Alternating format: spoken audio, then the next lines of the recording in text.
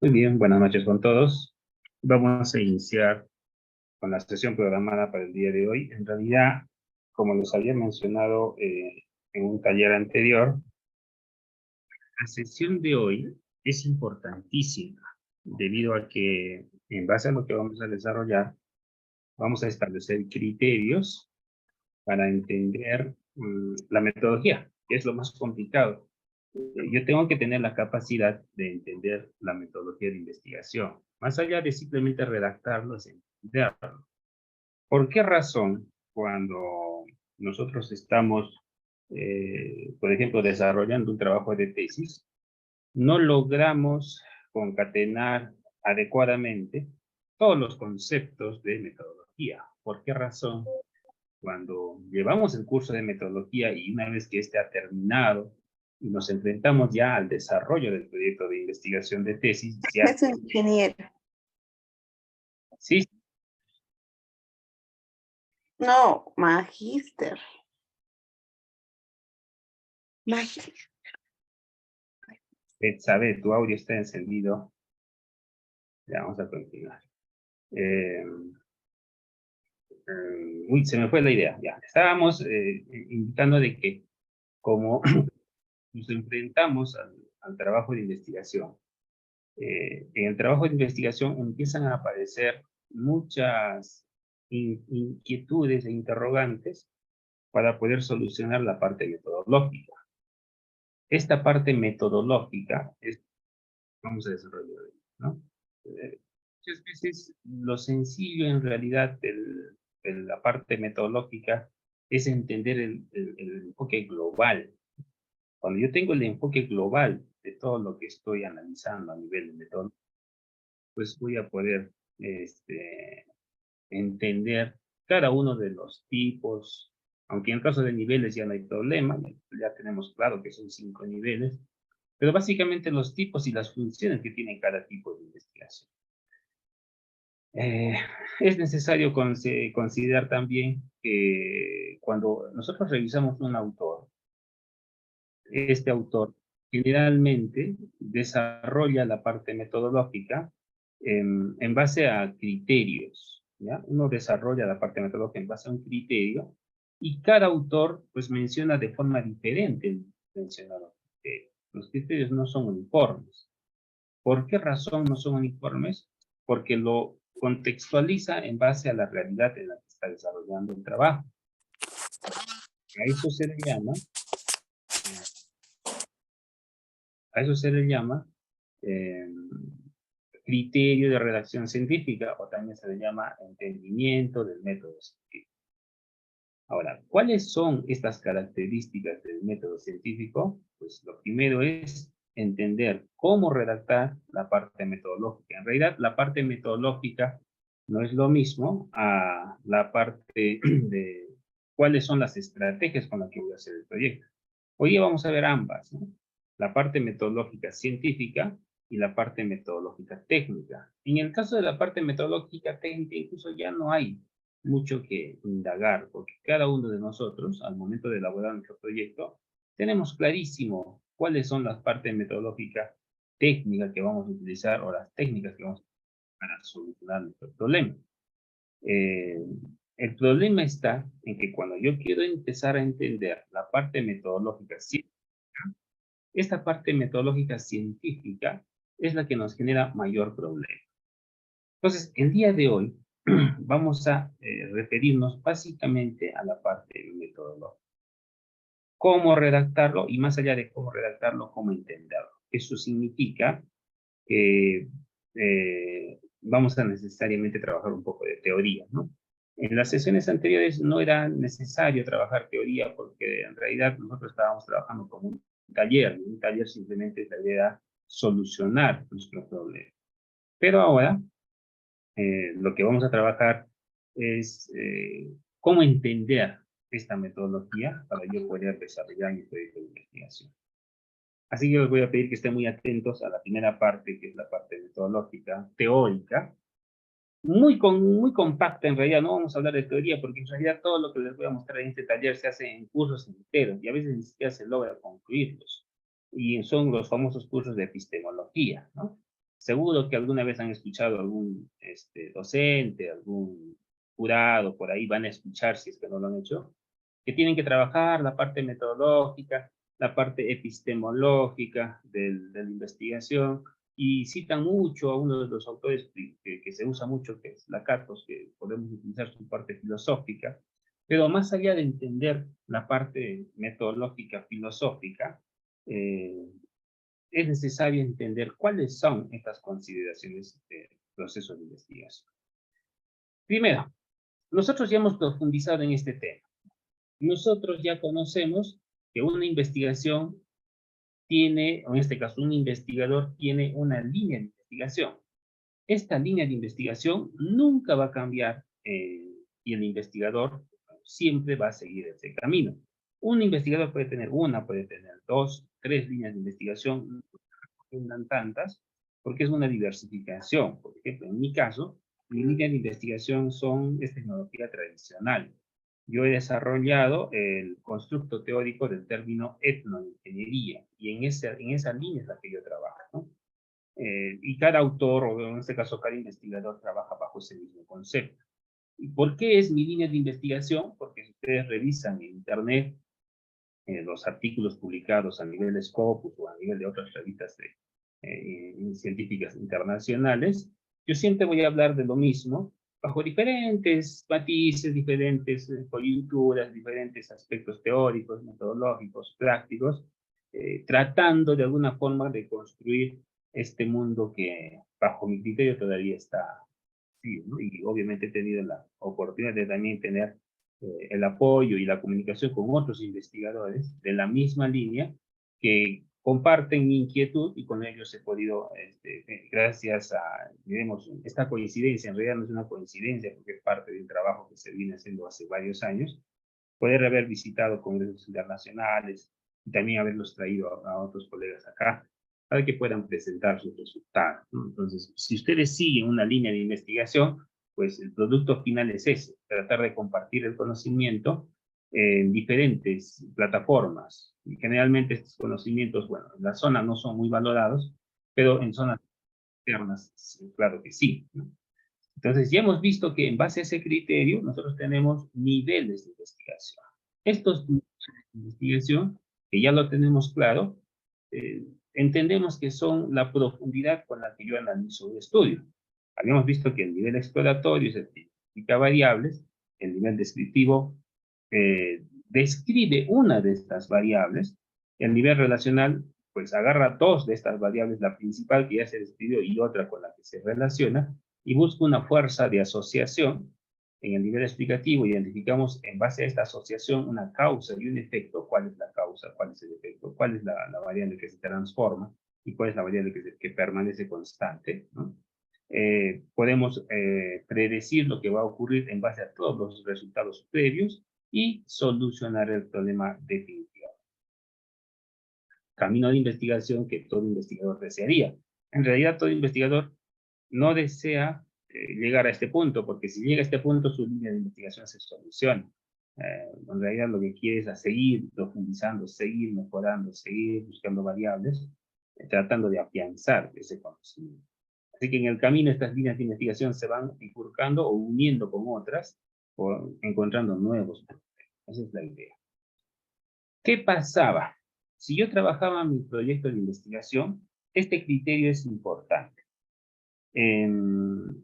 Cuando yo desarrollo mi trabajo de tesis y me doy cuenta que mis resultados no han dado los que yo esperaba, eso en otras palabras, voy a poner acá el ejemplo, si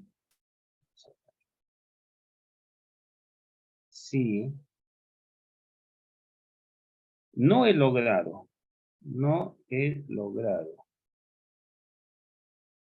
eh, probar mis hipótesis,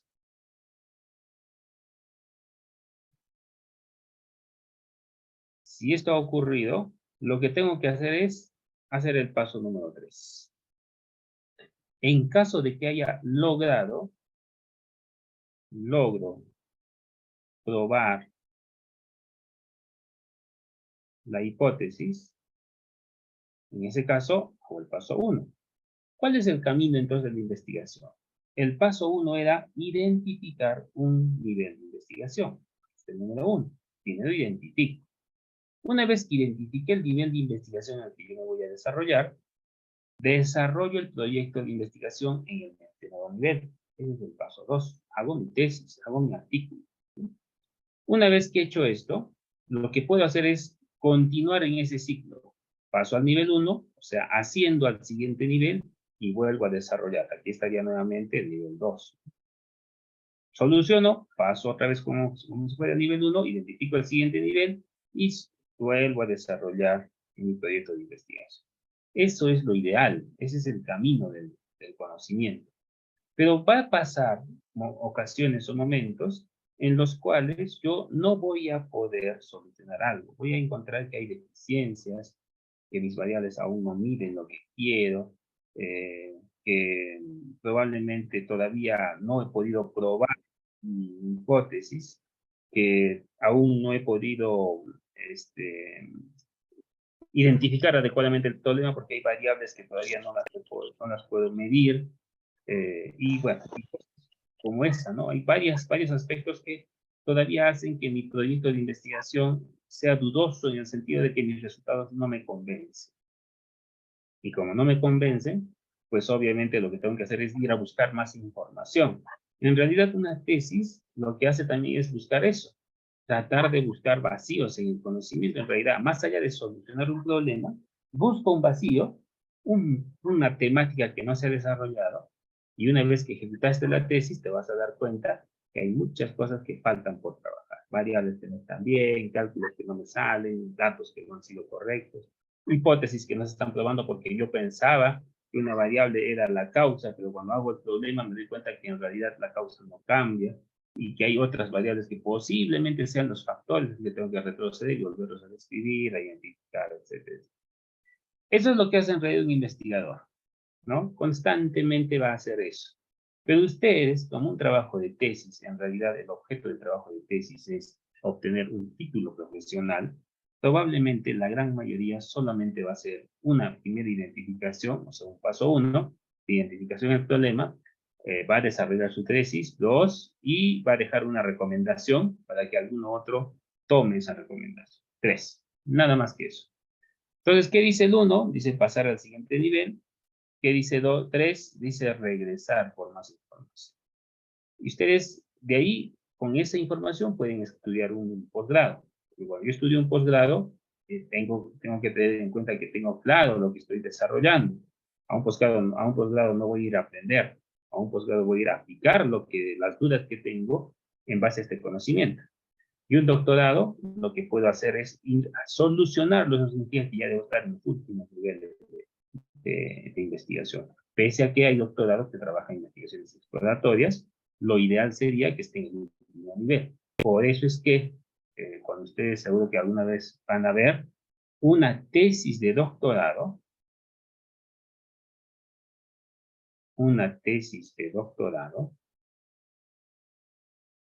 es equivalente a un artículo.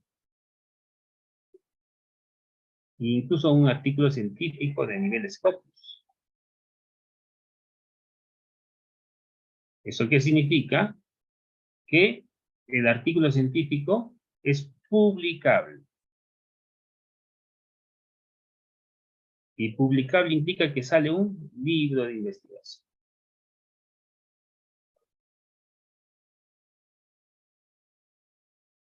Por eso es que un doctorado pues, tiene su complejidad y tiene el tiempo que se le da, ¿no? Cuando usted llega a un doctorado, es casi seguro, en realidad, lo ideal sería que ustedes pues, logren, de alguna forma, con su trabajo aprobado, publicar un texto de investigación. Inmediatamente, no necesita pasar por ningún filtro. Una tesis de maestría ya tiene sus complicaciones porque aparte de eso tiene que pasar todavía por un filtro de evaluación. Puede ser publicable, pero no tiene el valor de importancia porque eso es lo que trabaja también a ese nivel. Y una tesis de pregrado, pues no, definitivamente en algunos casos ni siquiera llega a ser un artículo. porque lo que hace es buscar conceptos teóricos. Y hoy día vamos a ver justamente por qué razón son esos conceptos teóricos. ¿A qué se refiere cuando digo que una tesis de pregrado solo busca aspectos teóricos? Aunque se ha dado el caso, muy raro, pero se ha dado el caso que hay tesis de pregrado que cubren todas las expectativas de una tesis de doctorado. Una pregunta que alguna vez me hizo un tesista, recordando esta diapositiva, me dijo: ingeniero, ¿cómo podemos hacer para que mi tesis sea calificada como excelente? Que por cierto, en muchas escuelas de ingeniería civil, de muchas universidades, no llegan a ese nivel, al menos en ingeniería no, muy raro que alguien llegue a ese nivel. La única forma de que una tesis, bajo mi criterio, al menos bajo mi criterio, que depende también de los jurados, llegue a una calificación de excelente, es que haya pasado también que con sus datos se logre publicar un artículo científico, pero en una revista indexada, ¿no? Y bajo ese criterio sí se puede calificar una tesis como excelente, porque si ha pasado por un filtro, por una evaluación de pares, ha pasado para ser aprobado por una publicación científica, una revista indexada internacional, ¿qué más podrían hacer los jurados? Si ha pasado por un filtro de especialistas, que los jurados no podrían oponerse a aprobarlo, bueno, sería más que todo ya simplemente verificar los resultados que se hagan una sustentación y si fuera una tesis de pregrado, pues concordar en que el trabajo ha sido bien hecho. Porque además de haber tenido 3 jurados evaluadores de la tesis, has pasado también por 4 o 5 jurados externos, pares, ciegos, que han aprobado el artículo científico, ¿no? Bajo ese criterio sí es posible. Por lo tanto, para que eso pase, hay que saber primero qué requisitos me pide un artículo científico. Yo lo que les muestro en realidad, por eso es que yo les parametro las cantidades de verbos a utilizar, las cantidades de preguntas a utilizar, porque a veces seguro que se hacen la pregunta: ¿por qué tan poquitos verbos? Mi idea de investigación parece genial, pero no está el verbo que yo quisiera usar, y ninguno de ellos se ajusta a mi trabajo. Es porque los que yo les muestro están hechos para poder lograr tesis de excelencia, o sea, ser publicados, ¿no? Sí hay muchos más verbos, claro que sí, que lo podemos usar a discreción.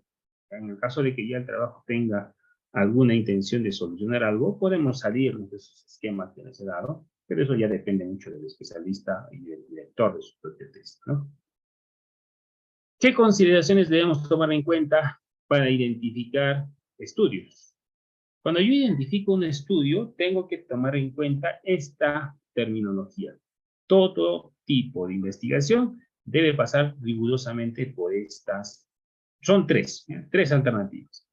Eso significa, si ustedes quisieran proponer una nueva metodología científica para clasificar un estudio, tendrían que utilizar este criterio. Eso es lo que han hecho muchos autores, en realidad, ¿no? Utilizar ese criterio y proponer, pues, sus textos, etcétera, etcétera. Por eso es que los textos a veces no coinciden, porque cada autor tiene un criterio diferente y pareciera que mi trabajo no ajusta en ninguno. El primer criterio es el ser exhaustivo. Un proyecto de investigación debe ser exhaustivo. ¿Qué significa esto? Que no puede existir un estudio que no esté clasificado. O sea, o está clasificado en un grupo que propone el autor, o si es que alguno de ellos escapa a alguna de las clasificaciones, implica que la clasificación como tal no es exhaustiva. O sea, ha tenido que ver todas las posibilidades y todos los casos para poder identificar al tipo de estudio. Por eso dice aquí, significa que todos los estudios deben ser considerados en alguno de los grupos, porque son grupos que se construyen de características investigativas a partir de criterios. Para yo generar un grupo tengo que tener criterios, ¿no? Es como dar un ejemplo rápido. A ver, vamos a formar un equipo de fútbol damas y de fútbol varones, o de vóley damas, fútbol varones. Obviamente, al solamente decir vóley damas y fútbol varones, automáticamente ya se ha transformado en un criterio exhaustivo. Porque si en un salón, todos los que están en el salón deben estar participando en una de las dos, aunque no quieran incluso, ¿no? Por ahí puede decir alguien: a ver, es que a mí no me gusta jugar vóley, pero no, sea, de todas maneras, aunque no te guste jugar vóley, tú calzas en esta clasificación de vóley damas, porque solamente es damas. No hay fútbol damas, al menos en esta clasificación que les estoy dando como ejemplo, ¿no? Obviamente que ahora sí existe fútbol varones, fútbol damas, vóley varones, vóley damas, claro que sí, pero si solo fueran esas dos clasificaciones, todos los estudiantes calzarían en alguno de esos dos grupos. No me voy a ir a una clasificación ya de equidad de género, donde si yo me percibo de una manera, yo debo pertenecer a otro grupo. Esas cuestiones ya salen del esquema. Son técnicas o teorías forzadas, ¿no? El famoso yo me percibo de un género diferente, así que como yo me percibo, tú tienes que entenderme y obviamente yo me voy a jugar vóley o yo me voy a jugar fútbol. Eso ya no va, porque acuérdense que cuando hemos visto lo que es la identificación de variables, los caracteres sexuales primarios son los que priman para identificar el sexo de una persona. Más allá de su afinidad, más allá de lo que uno perciba de sí mismo, más allá de lo que de los gustos, es bien clara la clasificación. Se debe de quedar también claramente que en caso de que yo proponga un estudio, ese estudio jamás debe quedar fuera de estos grupos. O sea, automáticamente tiene que irse a uno de los dos, no a ambos. Hay que tener en cuenta, a uno de los dos o de los tres que hay. No hay un estudio que no pueda ser encasillado. ¿Eso qué significa? Que no pueda, que quede, digamos, sin clasificación o que pertenezca al mismo tiempo a dos grupos. Eso es ser exhaustivo, ¿no? Puede pertenecer a dos grupos, o es A, o es B, o es C. No puede ser AB, no puede ser CD.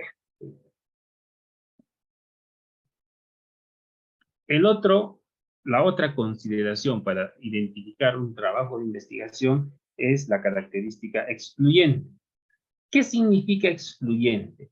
Tal cual que el caso anterior, que es exhaustivo, el excluyente significa que los grupos que están construidos a partir de este criterio comparten características, elementos específicos que hacen que si es que uno no pertenece a un grupo, automáticamente es excluido para pertenecer al otro.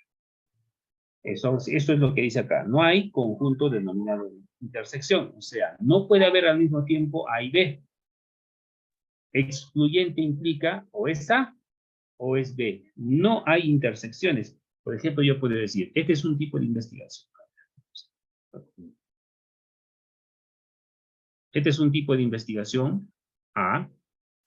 Este es un tipo de investigación B. Este es un tipo de investigación C. No existe intersección. ¿Por qué? Y aquí viene justamente el problema que yo tengo con la teoría que plantea Hernández Sampieri. Dice investigación cualitativa, dice investigación cuantitativa,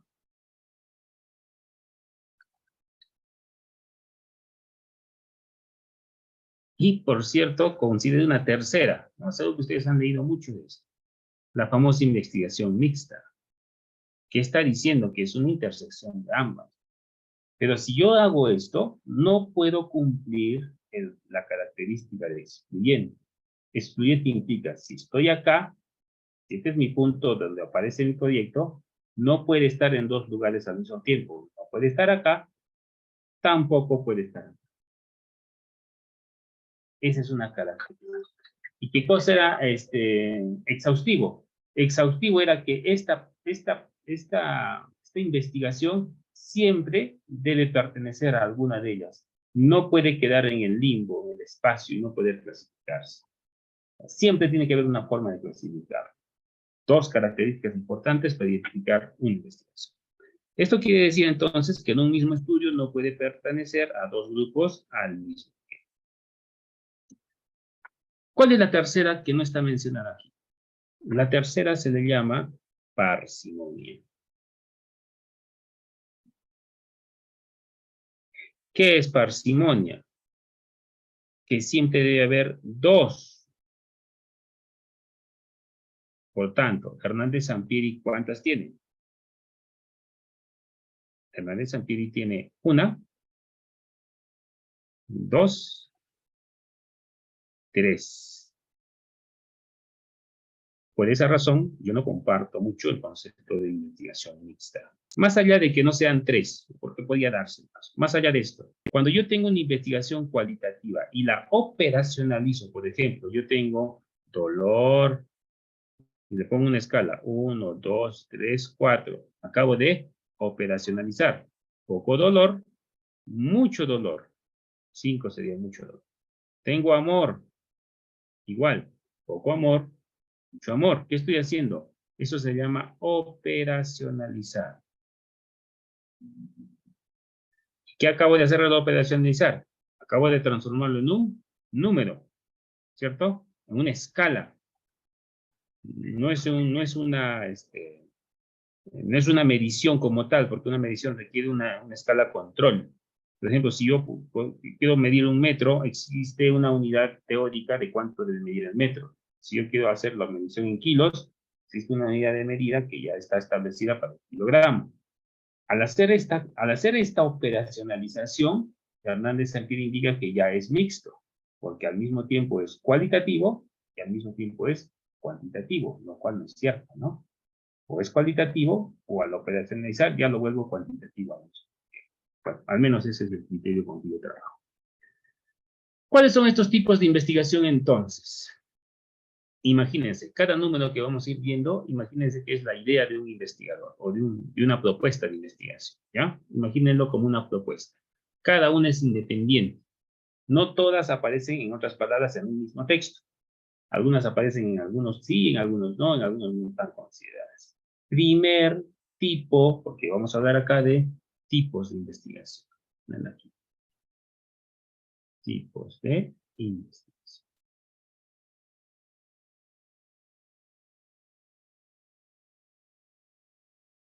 Primer tipo de investigación. Según la intervención del investigador. O sea, cómo yo, como investigador, intervengo en mi proceso de investigación. Existen 2 tipos. Primera, o es observacional, que significa que yo solamente voy a ver, solo voy a observar, no voy a modificar la variable, que significa no se modifica la variable. O va a ser experimental, con intervención. ¿Esto qué significa? Cambio la variable. Modifico la variable. Transformo la variable. ¿Esto es exhaustivo? Sí, porque mi estudio o es observacional o es experimental. No hay otra clasificación. O modifico o solo observo. No hay un intermedio. ¿Es excluyente? Sí, porque el hecho de cambiar la variable automáticamente implica que ya no estoy observando. O al revés, en el hecho de solo observar implica que no estoy cambiando nada. ¿Sí? Es excluyente. ¿Y es parsimonia? Sí, porque hay 2. Cumple el requisito para una clasificación de investigación, ¿no? Esto hay que tener en cuenta porque acuérdense que esto ya lo hemos visto en una investigación anterior, ¿no? Cuando les puse un ejemplo de los rastreadores para ver cómo es que se trabaja con intervención y sin intervención. Básicamente es lo mismo. Observacional implica que aunque intervenga muy poco, sigo observando. Por ejemplo, alguien podría dar un ejemplo y decir, a ver, ingeniero, yo voy a agarrar una briqueta de concreto. A esta briqueta de concreto le voy a adicionar un aditivo. Lo voy a llevar al laboratorio, le voy a aplicar una carga, ¿no? Una carga, y voy a buscar un punto de falla, ¿sí? Un punto de falla, para determinar resistencia. El concreto con aditivo. Entonces me dice, no voy a observarlo, porque como no estoy mirando lo que está pasando, lo que estoy haciendo es destruyendo la briqueta, aplicando una fuerza, y obviamente determinando un valor. Esto ya no sería observacional, sería con intervención, ¿no? ¿Qué dicen ustedes? ¿Será con intervención? Pues no. Y ahí viene la contradicción. Alguien dice, ¿por qué? Si estoy interviniendo. No, esto es una muestra. ¿Cuándo es con intervención? Cuando yo agarre esto. Agarre el edificio. ¿Sí?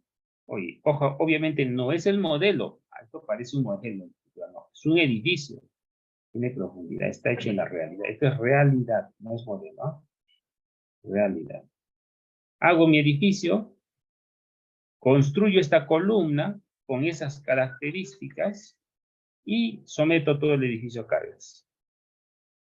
Todo el edificio lo someto a cargas. Hasta que esta columna falle. Eso sería con intervención. Una columna real, un elemento estructural real, ¿no? Eso es con intervención. Pero esto no se puede hacer. Primero, por la cantidad de carga que tendría que tener para que falle. Segundo, porque el gasto que yo generaría para solamente fallar una estructura implicaría que todo el monto que se ha invertido se iría pues al... No sería adecuado. Por eso es que, por ejemplo, en algunas universidades que tienen equipos más sofisticados, utilizan ya mesas vibratorias con viviendas a escala, ¿no? Han visto según internet, y si han tenido la oportunidad de estar en Lima, pues han visto que hay mesas inmensas donde se hacen, aunque edificios no a escala muy grande, pero se hacen viviendas regulares, pequeñas, que se consideran ya a escala, de un piso, de 2 pisos, donde se le aplica fuerzas sísmicas hasta identificar la falla, o muros completos de albañilería hasta identificar la falla. Eso sí se haría de alguna manera un trabajo experimental, ¿no? Con intervención. Pero si yo todo eso lo hago en una briqueta, en un bloque de albañilería, porque los bloques se ensayan de esta manera, ¿no? Se aplica una carga por acá, hasta la falla, y después lo llevo a un modelo matemático con los resultados, eso no es intervención, ¿no? Eso es observación, continúa siendo observación. Veamos entonces el concepto. ¿Qué tipos de estudios están dentro de o qué consideraciones de estudios a nivel de complejidad están dentro de esta característica observacional?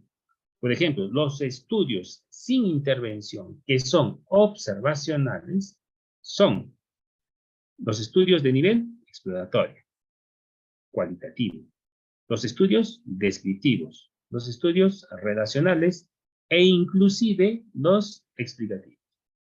Todos los que están en los primeros niveles de la pirámide, porque esto es una pirámide, todos los que están por aquí, habían sido observacionales, porque todos son en laboratorio, ¿no? Podría ser que este de acá se salve. Este puede tener dos. Puede ser, por un lado puede ser observacional, por otro lado puede ser experimental. Sí puede ser. Pero este de acá no. Es difícil. Entonces, cuando yo ya tengo, como ya ustedes esto ya lo saben de memoria, porque hemos ido haciendo esto en todos los talleres, automáticamente ustedes ya saben qué cosa es o qué tipo de su estudio. Es observación. ¿Qué es experimental? En este caso, no experimental. Primero veamos el no experimental. Una investigación no experimental es de tipo, se basa fundamentalmente en esto. Otros le llaman a la observacional no experimental. Es lo mismo, ¿no? Porque a veces lo clasifican en experimentales y no experimentales, ¿no? Existen muchas variables y forman parte de una situación, un suceso determinado. Se entiende por investigación no experimental cuando se realiza un estudio sin manipular, es importante, sin manipular la variable en forma deliberada. Hay que tener en cuenta eso. Cuando yo hago un ensayo de laboratorio en una briqueta, eso es no deliberado. Sí estoy haciendo intervención, pero es observacional, porque estoy manipulando en forma, bueno, no estoy cumpliendo este requisito que es deliberado, ¿no? Estoy viendo lo que va a pasar, nada más. Vámonos al otro lado, la investigación experimental. ¿A qué se refiere la expresión experimental? Porque como les dije, el nivel explicativo también puede ser experimental. Todos los estudios que son con investigaciones con intervención, o sea, experimentales, pueden ser primero estudios prospectivos. Más adelante vamos a ver a qué se refiere eso. Todo estudio prospectivo siempre es experimental. Y el prospectivo es otro tipo de investigación que vamos a ver hoy. Los estudios longitudinales generalmente son con intervención, o sea, en función del tiempo. Los estudios analíticos siempre son con intervención, dependiendo en el nivel en el que esté. ¿Qué era un estudio analítico? 2 o más variables. Los estudios de causa-efecto. Ah, por fin apareció aquí. Este es un estudio explicativo. Los estudios explicativos también pueden ser experimentales, así como pueden ser observaciones. Son estudios explicativos, por lo menos, en algún caso, porque acuérdense que el estudio explicativo todavía se divide en 3 niveles. ¿Sí? El último nivel es con intervención. Veamos entonces a nivel de esto el concepto de enfoque, porque seguro que nos van a pedir también al momento de hacer nuestro trabajo de tesis, aunque en los perfiles casi no aparece, eso aparece más en el borrador de tesis. ¿Qué cosa es un enfoque? Existen 3 posibilidades dentro de un enfoque. Enfoque es cómo voy a afrontar la investigación. Son experimentales, cuasi experimentales y no experimentales. En otras palabras, esto es observación. Este es un criterio que utiliza otro autor. Le dice no experimental, pero es observación, ¿no? ¿Qué es un diseño experimental? Porque es necesario entenderlo primero, para digamos, dividirlo o subdividirlo y tener clara el concepto del enfoque. Un diseño experimental necesita primero un grupo de control, que significa, si yo estoy hablando de briquetas, de concreto, un grupo sin aditivo. Sin aditivo. Ese es el control. Es el regular. Este sería el tradicional. Por lo tanto, si ustedes van a implementar la filosofía Lean, tienen que primero hacer una medición sin la filosofía Lean. Después dice 4 grupos de Solomon o grupos de control. Este es lo primero, y para que sea experimental, tiene que haber otro con aditivo. Donde voy a aplicar la fuerza. Por lo tanto, cuando yo saque mis resultados, voy a tener valores en un grupo, está sin, o sea, el grupo regular, tradicional, normal, lo que se hace siempre, y en el otro está donde yo voy a implementar o mejorar. Aquí estoy mejorando. ¿Cómo yo podría controlar? Por eso es que a veces algunos me presentan sus proyectos diciendo, implementación de la metodología Lean Construction para mejorar, ¿no? Para mejorar procesos en obra o para reducir gastos en obra. La pregunta que yo les hago es, para hacer eso, primero has debido demostrar que el método funciona. ¿Cómo? Pues con un diseño experimental. Solo si se ha demostrado que el método funciona, tú puedes intentar, proponer, mejorar. Es por esa razón que a muchos de los trabajos, esa intención, yo le he puesto como un objetivo al final. Póngalo al último, ¿no? Como último objetivo, como propuesta. Proponer una guía, por ejemplo, proponer una guía, proponer un manual, proponer una solución. Es que tú no puedes proponer algo si no has demostrado previamente. Alguien podría estar tentado y decir, ah, bueno, sí se ha demostrado. En un estudio anterior han hecho un hospital y han demostrado que pues, la filosofía Lean funciona. ¿Y tú qué estás estudiando? Un colegio. O estás estudiando una posta, que no es lo mismo que un hospital. El mismo hecho de cambiar de zona geográfica no implica que el fenómeno se va a representar de la misma manera, por más que sea un hospital. ¿No? El clima varía, la forma de la población varía, la experiencia del trabajador varía, varían muchas cosas y las variables son diversas. Así que si en Cusco funcionó, no significa que en Puno va a funcionar, porque primero tengo que demostrar que esta metodología funciona en Puno con un experimento, o en este caso con un diseño experimental. ¿Qué cosa es el diseño cuasi experimental? Primero, necesitamos una serie cronológica, que significa desde un inicio hasta un final. Inicio, final. ¿Qué más? Necesitamos una muestra cronológica equivalente. O sea, aquí saco una muestra, acá saco otra muestra, aquí otra, y así voy subiendo hasta la muestra final. Necesito un grupo de control. ¿Eso qué implica? Que al mismo tiempo esto es con y otro sin. Necesito que sean muestras separadas. Muestras separadas implica que los voy a experimentar por otro lado. Por ejemplo, los trabajo con mi muestra inicial y con otros estudios.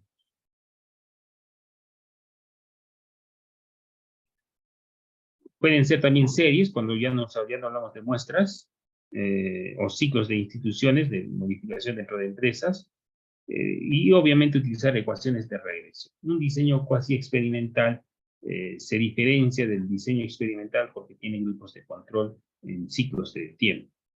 Y un diseño no experimental es el ex post facto, es lo que yo puedo visualizar sin necesidad de tener una muestra al lado. O sea, yo, en otras palabras, agarro mi briqueta, le aplico aditivo y calculo la resistencia. Y lo comparo con la teoría. Eso podría ser, aunque es experimento, sigue siendo observacional, porque no hay forma de controlar. Cuando ustedes quieren implementar una filosofía Lean, están a este nivel, no experimental, ¿no?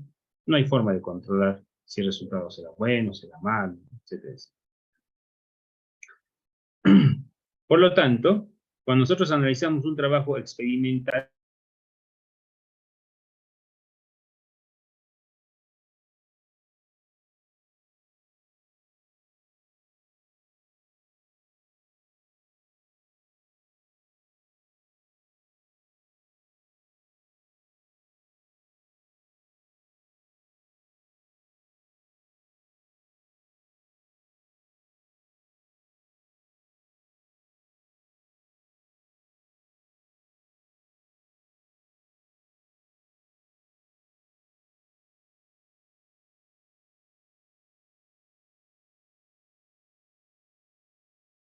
Ingeniero se silenció. solo funciona para el caso LACES. Es que sí. Entonces, ¿qué implica un trabajo experimental? Que primero, tengo que controlarlo, está en la mano del investigador. Segundo, identifico que estas solamente puedo modificar las causas, porque el efecto no sé qué va a pasar. Y tercero, esta validez interna implica que solo funciona para casos específicos. Yo no puedo hacer un resultado y decir, bueno, como le agregué un aditivo a este concreto, entonces cuando yo lo haga en Cusco, en Arequipa, en Lima, en Trujillo, va a darme lo mismo.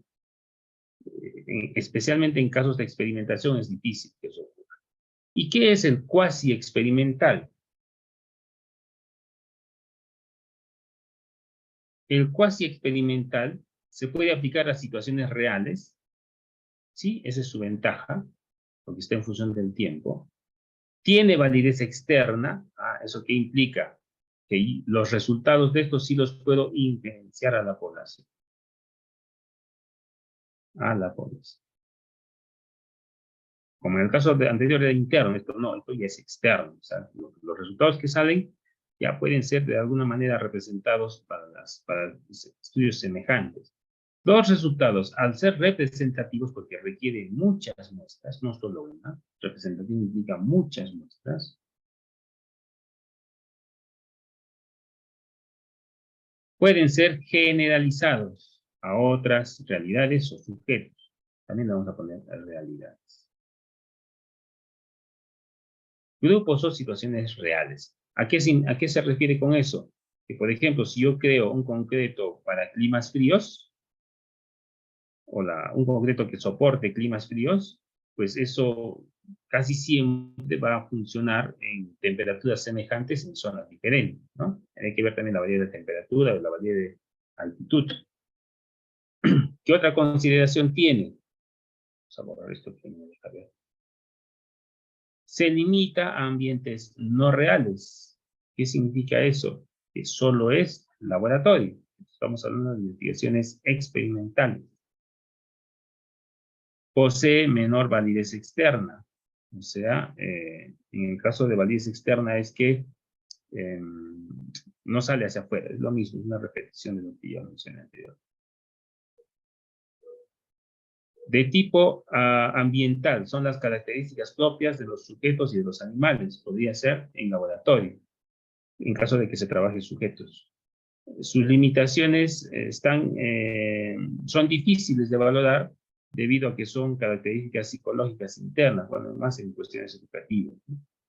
El tipo de moral, cómo voy a trabajar también las variables cuando son sujetos.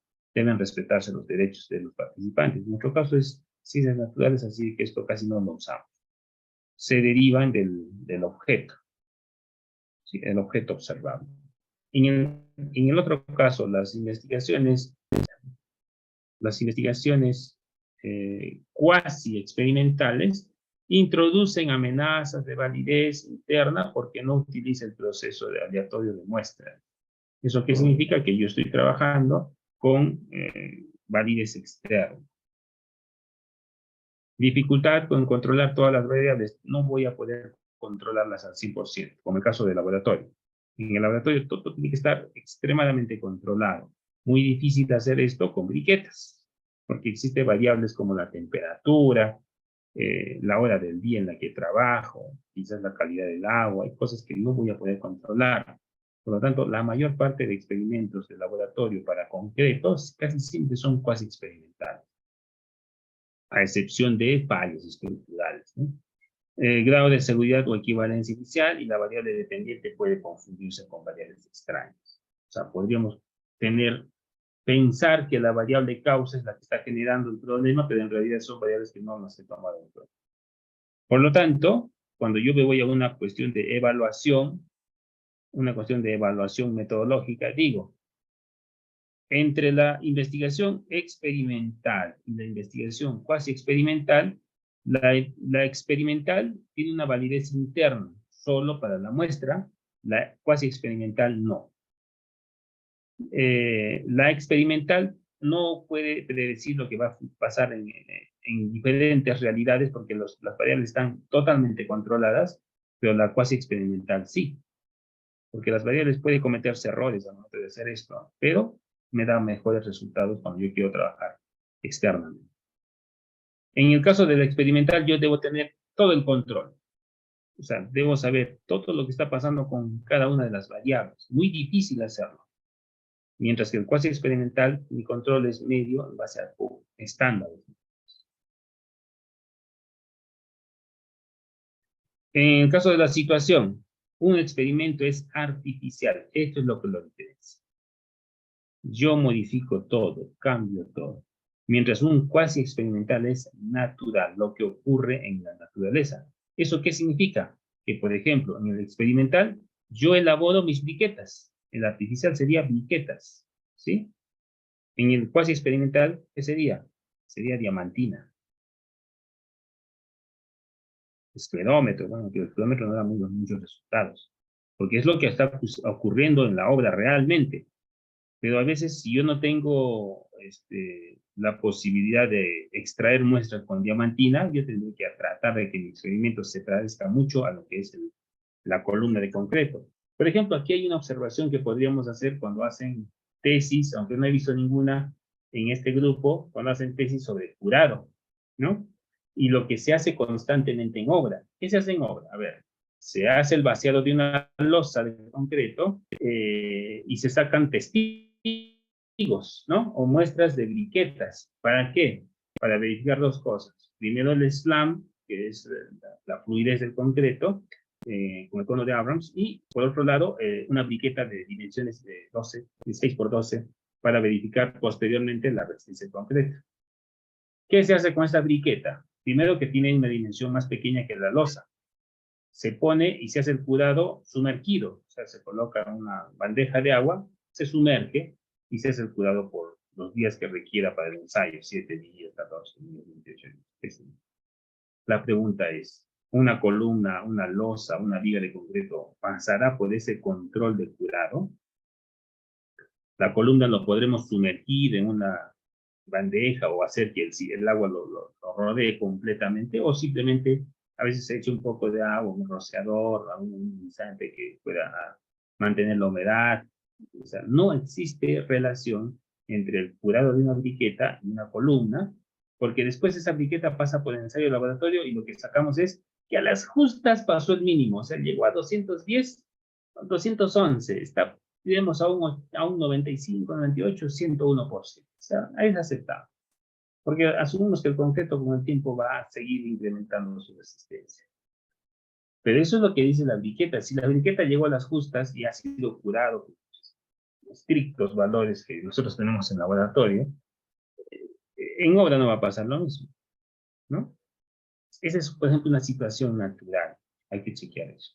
Y los objetivos de un experimento es predecir, explicar, tal cual el cual se experimenta. El objetivo es el mismo, pero hay que saber cómo los voy a hacer. El experimental son situaciones entonces estrictamente controladas donde se intenta establecer relaciones de causa-efecto, mientras que el cuasi experimental son ambientes donde no se puede lograr un control de los grupos de diferentes, por diferentes variables que pueden cambiar y en grupos o en diferentes grupos, generalmente poblacionales. Veamos entonces el experimental con más detalle. ¿Qué dice la teoría? Según la intervención del investigador, una investigación experimental, este tipo de investigación se basa en la manipulación de una variable. O sea, yo tengo control, yo manipulo la variable en condiciones altamente controladas. ¿Sí? Entonces, hay que ponernos a pensar si en laboratorio llegamos a este nivel.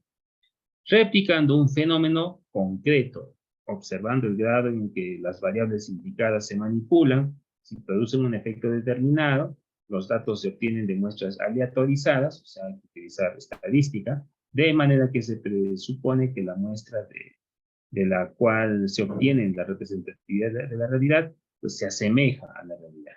Permite establecer diferentes hipótesis y contrastarlas con un fenómeno, que el fenómeno es la obtención del resultado bajo el método científico. Se aplican experimentos puros, porque también hay experimentos puros, entendiendo por tales que se reúnen tres requisitos. ¿Cuándo es un experimento? Y además, ¿cuándo es un experimento puro? Primero, porque hay experimentos y hay experimentos puros. Primero, cuando yo puedo manipular la variable, o sea, las independientes, las que generan la causa, no el efecto. El efecto sería la resistencia en concreto, pero, ¿no? Las independientes sería la cantidad de agregado, la humedad del agregado, el agua, la temperatura. Medir el efecto de la variable independiente sobre la variable dependiente, cómo le afecta, y la validad interna, o sea, que su validez sea interna de la situación experimental. Esto es muy difícil, el caso 1 es muy difícil porque necesita que yo cambie la variable que esté adecuadamente medida, y en el caso 2 tengo que ver qué efecto genera. O sea, estoy seguro de lo que está ocurriendo. Las investigaciones o los experimentos puros generalmente son genéticos, generalmente son, por ejemplo, para micro o nanomateriales, calidad de mejora de nanomateriales, tecnología de mejora de construcción a nivel de producción industrial. A ese nivel se trabaja eso. Elaboración de experimentos químicos, físico-químicos. Por otro lado, el cuasi experimental se asemeja a un experimento, se asemeja a un experimento, pero depende de que no puedo manipular todas las variables. Estas variables, bueno, no son fáciles de identificar. Además, no tengo control de las variables. Por ejemplo, aspectos vinculados al tipo de la muestra que se presenta en el experimento, porque si la muestra tiene variables muy diversas que no pueden ser controladas, por ejemplo, la humedad, no la puedo controlar, a menos que esté dentro de un ambiente aislado. El sonido, no lo puedo controlar. La temperatura, muy difícil controlar en el laboratorio, porque el hecho de que yo salga a un ambiente o ingrese a otro, puede haber una variación de 1 o 2 grados. Se utilizan cuando no es posible asignar al azar a los sujetos. ¿Qué significa esto? Cuando yo lo hago por conveniencia. Azar significa que yo estoy trabajando por conveniencia. ¿Y eso qué es? Trabajar por conveniencia es lo siguiente. Por ejemplo, alguien dice, a ver, vas a hacer tu tesis de briquetas de concreto. Muy bien. ¿Cuántas vas a llevar al laboratorio para hacer la rotura? Ingeniero, voy a hacer 5 nomás. 5 de cada tipo. Son 3 tipos, tengo 15 ensayos. ¿Por qué razón lo hago así? Porque está caro el ensayo, es costoso. No puedo hacer más. Estoy tratando de que se economice al máximo. Además, 5 datos es mejor que 3, ¿no? Porque acuérdense que con 3 datos tengo una curva. Si yo tengo 3 datos, saco una curva. Entonces, con 5 quiero mejorar eso. Puede ser 7, puede ser más. ¿Qué estoy haciendo? Utilizando conveniencia. También teoría. Por lo tanto, tu estudio es cuasi experimental. ¿Cómo sería experimental? Yo saco una muestra estadística del volumen de concreto necesario para su análisis y transformo ese volumen en la cantidad de briquetas que requiero, estadísticamente hablando. O sea, utilizo una fórmula. Acá no uso fórmula. ¿Qué estudios son observacionales? Por ejemplo, los niveles exploratorio, descriptivo, relacional y explicativo son observacionales. Pero el explicativo también puede ser experimental. El predictivo necesariamente es experimental porque requiero saber qué va a pasar con datos previos. Y el aplicativo es el que es experimento verdadero en realidad. Ahí soluciona el problema. Ahí no saco muestras. En el aplicativo no hay muestra. Se saca el 100% de la población. Por eso es que es complejo. Debo solucionar el problema definitivamente. Por lo tanto, si ustedes han seleccionado ya sus niveles de investigación, esta imagen ya les da una idea en qué tipo de investigación están trabajando. Si es observacional o si es experimental. La segunda clasificación. La siguiente clasificación es por la planificación de mediciones. Planificación significa cómo.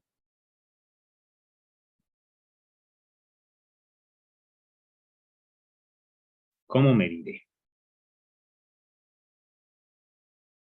Hay dos posibilidades. Puede ser retrospectivo, cuando mis mediciones son no planeadas, o sea, me los copio todos. Están copiadas, voy a poner. O cuando son prospectivas, cuando mis mediciones son planeadas, con otras palabras, son propias. ¿Cuál es la diferencia? De copiadas a veces se malinterpreta. No es plagio, no es el término plagio. Puede ser, por ejemplo, yo voy a revisar la calidad de expedientes técnicos de una entidad, ¿sí? ¿Y de cuántos años? Desde el año 2018 voy a revisar. 2018, 2019, hasta el año 2022. ¿Qué ha pasado? Que en cada año había un supervisor diferente, obviamente. A veces son los mismos, que ya hizo una ficha de evaluación. Yo no sé cómo lo hizo, pero yo tengo resultados. Por lo tanto, yo uso esos resultados y evalúo la calidad de los expedientes de algo que alguien ya midió. Algo que ya hay. Esta ficha, por ejemplo, es una ficha que utilizó el Estado, utilizó la entidad, lo aprobaron con resolución, qué sé yo. Así, algo hicieron para aprobar la ficha, porque la ficha está autorizada y aprobada. Yo en base a esta ficha voy a decir qué tan buenos serán los proyectos en estos años. ¿Qué estoy haciendo? ¿Me estoy copiando? Sí, los resultados, ¿no? Por ejemplo, esto también se puede trabajar cuando yo digo recolectar datos hidrológicos de años anteriores, ¿no? ¿Qué cosa es la investigación prospectiva? Es que yo voy a encontrar estos archivos, lo cual es muy difícil, porque por eso es que hice retrospectivo, pero los voy a encontrar y yo mismo voy a medir con mi propia ficha y con mi propio criterio, porque en el caso anterior, yo no sé qué hicieron pues para medir. No sé si lo han hecho, a veces lo han podido hacer por ahí porque, bueno, no le caía el residente, o ha sido una gestión anterior, una gestión, porque a veces las gestiones, pues, siempre tratan de buscar lo malo en la gestión anterior. Capaz ha tenido una animadversión para decir que, bueno, de alguna manera hay que encontrarle defectos. O al revés, como eres de la gestión, trata de que no haya defectos. Entonces todos han salido bien, o todos han salido mal. No sé, pero cuando es mi propia medición, yo lo voy a hacer. Yo lo voy a hacer con mis propias herramientas. ¿Sí? Por ejemplo, cuando hablamos de recolectar datos hidrológicos, yo los voy a medir. La cantidad de horas de sol, la cantidad de precipitación, me voy a parar ahí un par de días y medir. Cuando hacemos la medición, por ejemplo, del flujo vehicular, cuando hacemos estudios viales, ¿no? El famoso caudal de vehicular, se le dice también, o la cantidad de tráfico que hay en una vía. Cuando hacen un estudio de sonido, contaminación audio, puede ser auditiva. Yo agarro mi equipo y me paro ahí 2, 3 días pues, haciendo la medición. Pero ¿qué pasa si esto lo hacen constantemente en el municipio o el gobierno regional donde estoy? Ya lo han hecho como parte de un control, yo simplemente tomo esos datos y en base a eso hago tesis. Una consideración, no los puedo combinar. Ese es un criterio, puede ser el criterio exhaustivo. No se combina. ¿Qué significa esto? A esto se le llama sesgo de información. Esto no se hace. Alguien podría decir, a ver, ingeniero, yo tengo ya fichas de evaluación de los años 2018, 2019, 2020. El año 2021 y 2022 yo lo voy a hacer propio. Pero como quiero que mi tesis sea más grande, voy a copiarme los anteriores años. O sea, una parte va a ser copia y una parte va a ser propia. Esto se llama sesgo. No puedo hacer esto. Porque acuérdense del criterio. Cuando hablamos del criterio era que... Está bien, esa ruta. ¿Ya? Entonces, a eso se refiere cuando yo hablo de exhaustivo del estudio. Veamos la teoría. Dice, según la planificación de mediciones, una investigación prospectiva se caracteriza por utilizar datos que provienen de mediciones realizadas a propósito de la investigación. O sea, son datos míos. A eso se le llama datos primarios. Cuando yo hago mis propias mediciones, se le llama datos primarios. Por lo tanto, algunos otros autores, en vez de decirle estudio prospectivo, le dicen estudios de investigación con información primaria.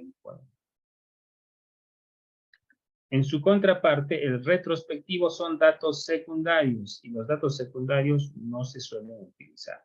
No se recomienda, pero si ya no tengo otra opción, los tendría que utilizar.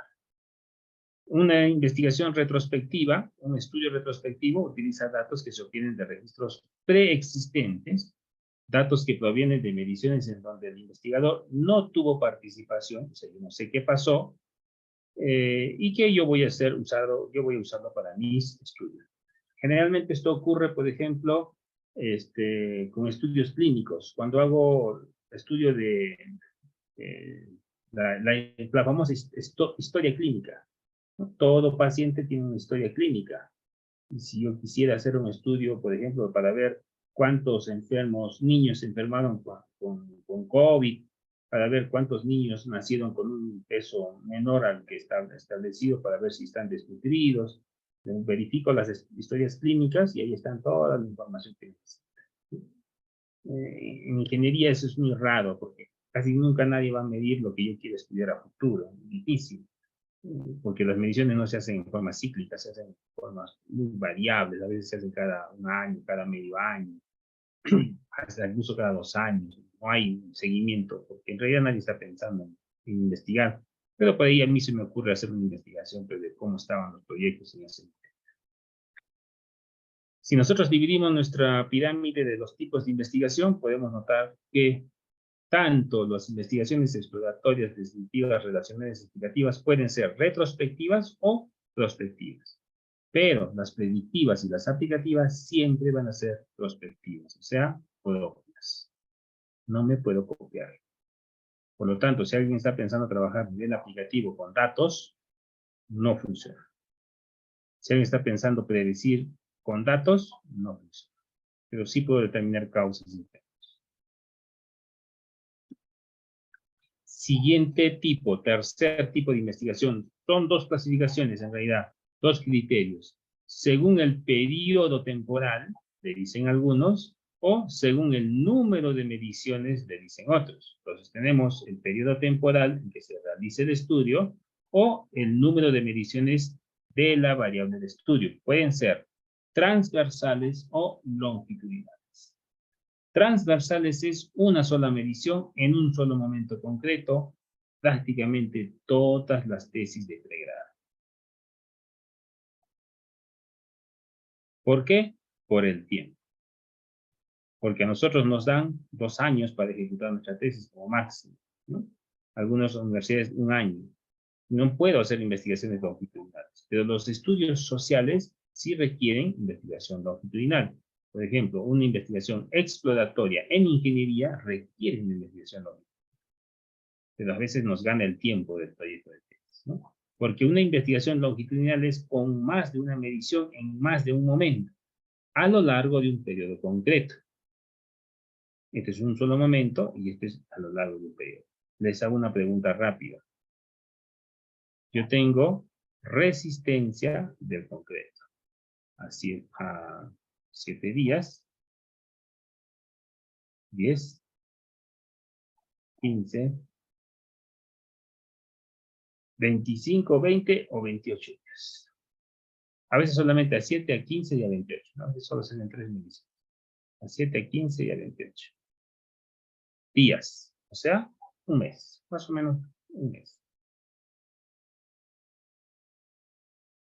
Es la misma briqueta, obviamente no puedo romper la misma. Si hago una medición, 1, 2, 3, 4, 5. Hago 5 testigos. Elaborados con los mismos criterios. Ahí tengo que tener mucho cuidado porque si son los mismos criterios, es difícil. No voy a poder hacerlo exactamente igual porque hasta el contenido tiene que ser igual. Sería cuasi experimental, no experimental, ¿no? El experimental podría ser ya de pequeños dados. A veces hacemos daditos de concreto o varillas de acero. O sea, ahí podría ser. No tengo el control de todas las variables. Además, en todo este tiempo puede variar. Y cada una voy rompiéndolo en cada periodo y lo que voy a obtener es una curva de resistencia. Una curva de resistencia del concreto. Donde al día 28 ya se hace constante más o menos. Y aquí hay un mínimo. Cuando yo hago una tesis de aditivos, ¿qué es lo que verifico? Que esta curva se reduzca, que sea más rápida y más resistente. Nada más que eso es lo que hago con aditivos. Pregunta, ¿este tipo de estudio es experimental? Digo, experimental transversal o es longitudinal este experimento. ¿Qué me dice? A ver, usen el chat. Algunos deben tener este caso. Dice que es transversal. A los que les ha tocado más o menos ese tipo de estudio. A ver, ¿será longitudinal o será transversal? Porque estoy viéndolo en un periodo de tiempo. Y estoy viéndolo, estoy viendo el estudio. Sí, ya van 2, está bien. Como estamos en mayoría y solo hay 2. Sí, para el resto, este estudio es transversal, no es longitudinal. Y alguien dirá, pero ingeniero, ¿por qué? Si está haciendo, usted dijo que es en función del tiempo. Sí, pues es que el tiempo no puede ser tan corto, pues el tiempo es años, no es decir que una tesis no alcanzaría. ¿Qué tendría que hacer para que sea longitudinal? Hacer esto en el mes de enero, en febrero, en marzo, y quizás hasta junio. ¿Por qué? Porque en enero estamos más o menos en verano, es época de lluvia en los Andes, ¿no? Y en junio estamos en época de invierno, o sea, las famosas heladas. ¿Podría afectar eso a la resistencia? Pues claro, puede. Yo quiero verificar eso. A veces nos saltamos, pasamos de enero a marzo, solsticios, equinoccios, a junio, de junio pasamos a septiembre, de septiembre pasamos a veces enero o diciembre, ¿no? Y en cada caso voy trabajando. Por ejemplo, ¿cuándo voy a hacer este tipo de estudio? Escuché, sí, una propuesta de las famosas casitas calientes. Las casitas calientes, si tú quieres verificar que existe confort, no lo puedes hacer pues en enero, ¿no? O en febrero, o en un solo mes, o en un solo momento. Por ejemplo, los que hacen estudio vial, no pueden sacar la cantidad de tránsito vehicular en un solo día de conteo. Tendrá que sacar un conteo de lunes a viernes. inclusive por fechas. Por ejemplo, una cosa es que haya conteo vehicular en época de Candelaria, otra cosa muy diferente es en época de Navidad, otra cosa muy diferente es en época, por ejemplo, agosto, septiembre, aniversario de un lugar. Entonces, en el caso de las casitas calientes, pues tendría que chequear la temperatura interna y externa mínimamente en invierno, mínimamente en primavera, o quizás también para complementarlo en otoño y en verano, porque la pendiente con la que llega la luz del sol es diferente, ¿no?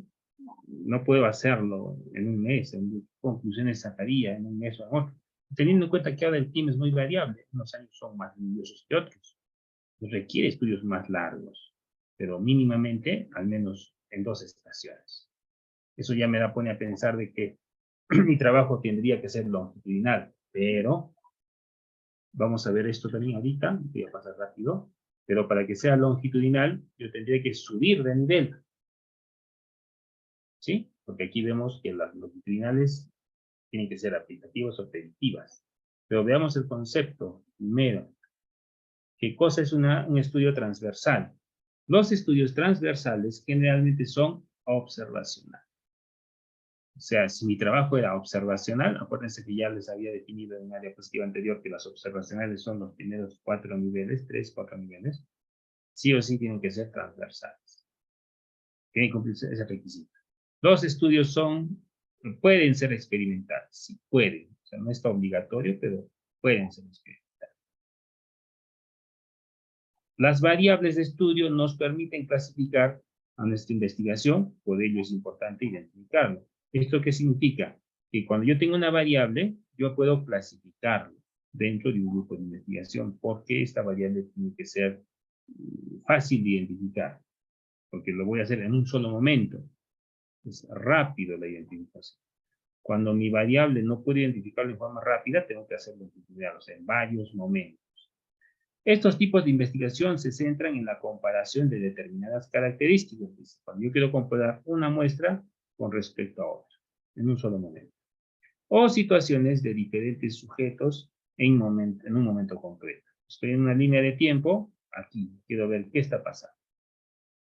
Que se supone que si alguien hace una tesis en el año 2019, cuando yo la haga en el 2023, es diferente. ¿Por qué? Por la variable tiempo. ¿Cierto?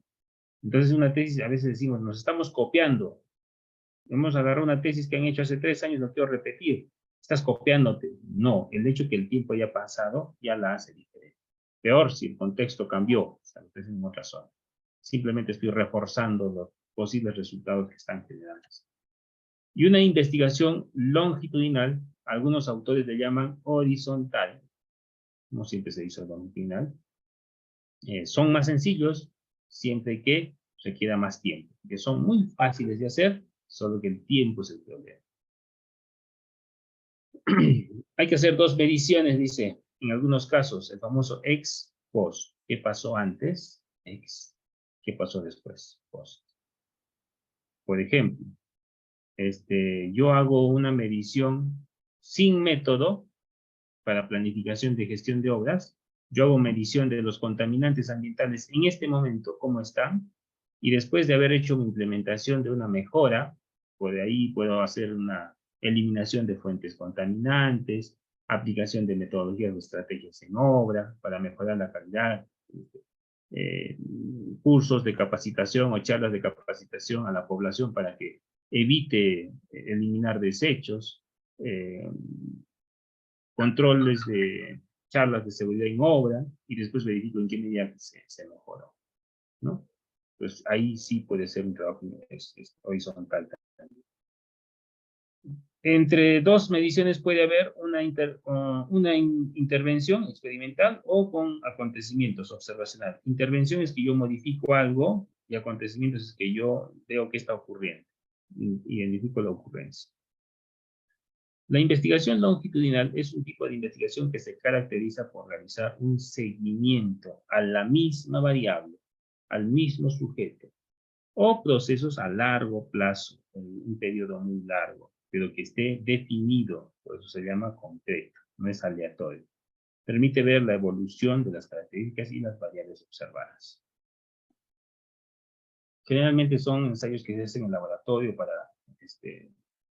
identificación de agentes químicos contaminantes. Por ejemplo, si lo que yo estoy tratando de ver es fallas estructurales a causa de sales, minerales, por causa de la humedad, qué sé yo, desprendimiento del tarrajeo por falta de adherencia, porque estoy haciendo, por ejemplo, la infiltración, he hecho un tarrajeo y después lo voy a poner en contacto con agua y voy a ver si funciona o no, si resiste o no, si el agua atraviesa este aditivo que puede ser un impermeabilizante, cosas como eso. Tengo que tener muy claro lo que tengo que trabajar. Cuarto tipo de investigación, según el número de variables. Este de aquí lo hemos visto antes, pero ahora lo vamos a considerar como un tipo también. Cuando yo tenga una sola variable, se le llama investigación descriptiva o de tipo descriptivo. No es, cuidado, nivel descriptivo. Aquí a veces se equivocan. No es esto. Una cosa es nivel y otra cosa es tipo, aunque el nombre sea lo mismo. Y cuando tengo dos o más variables es analítica. Eso es sencillo. Por ejemplo, una investigación descriptiva también se le dice que es una investigación univariada, porque solamente se analiza una variable, se analiza la variable de estudio, y eso está dentro de su enunciado. O sea, toda la investigación descriptiva también es de tipo descriptivo. ¿Qué se estudia? Frecuencia, prevalencia, descripción. Por ejemplo, la prevalencia de diabetes, la prevalencia de falla estructural, la prevalencia de daño estructural, la prevalencia de contaminantes, la frecuencia de fallas estructurales son investigaciones de tipo descriptivo. Y una analítica tiene dos o más variables. Y esto, al haber hecho los trabajos, nosotros ya sabemos cuáles son. Rapidísimo. Ya sabemos a partir de qué está. Ejemplo, factores de riesgo, factores relacionados. Si nosotros vemos nuestra pirámide, los dos primeros niveles son siempre investigaciones descriptivas, de tipo descriptivo, ese que es de nivel descriptivo, y todas las demás son de investigaciones analíticas. ¿No? Entonces, una tesis de pregrado puede ser descriptiva o puede ser analítica. Una tesis de posgrado siempre es analítica. Quinta clasificación o quinto tipo.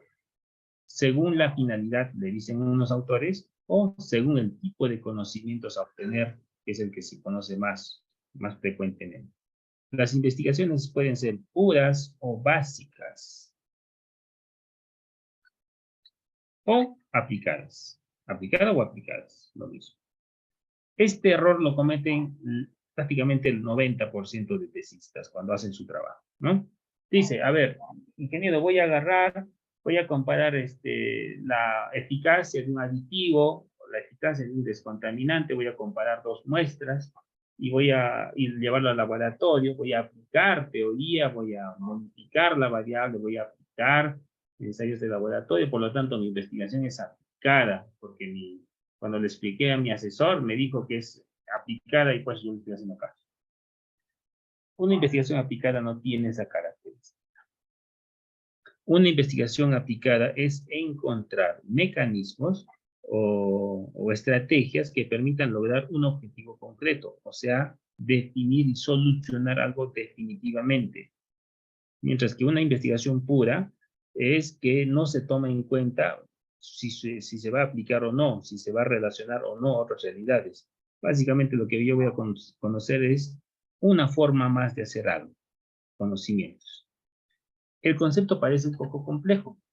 La investigación pura es el tipo de investigación que tiene como principal objetivo obtener conocimientos de diferente índole, sin tener en cuenta su aplicabilidad.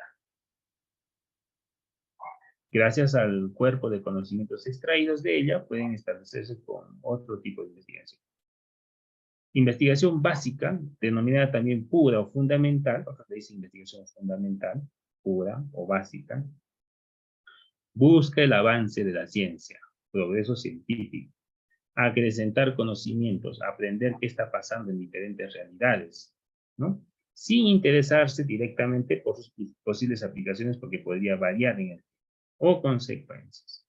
es más formal y persigue las generalizaciones en vistas de desarrollo. Vean esto. En el caso de las investigaciones puras, el nombre se le da básica, investigación teórica, dogmática. Suelen ocurrir esas variabilidades al momento de mencionar, aunque dogmática es más para investigaciones exploratorias. Se caracteriza porque parte de un marco teórico, necesariamente, tiene base teórica y permanece en él, no se sale de ese marco teórico. O sea, no es empírico, es racional. Además, su finalidad radica en formular nuevas teorías, nuevas propuestas. Una investigación aplicada por su contraparte se trata de investigaciones donde se desea encontrar mecanismos, o sea, que funcionen, no que propongan, o estrategias que permitan lograr un objetivo. En otras palabras, solucionar algo. Como curar una enfermedad definitivamente, o en lo mayor posible.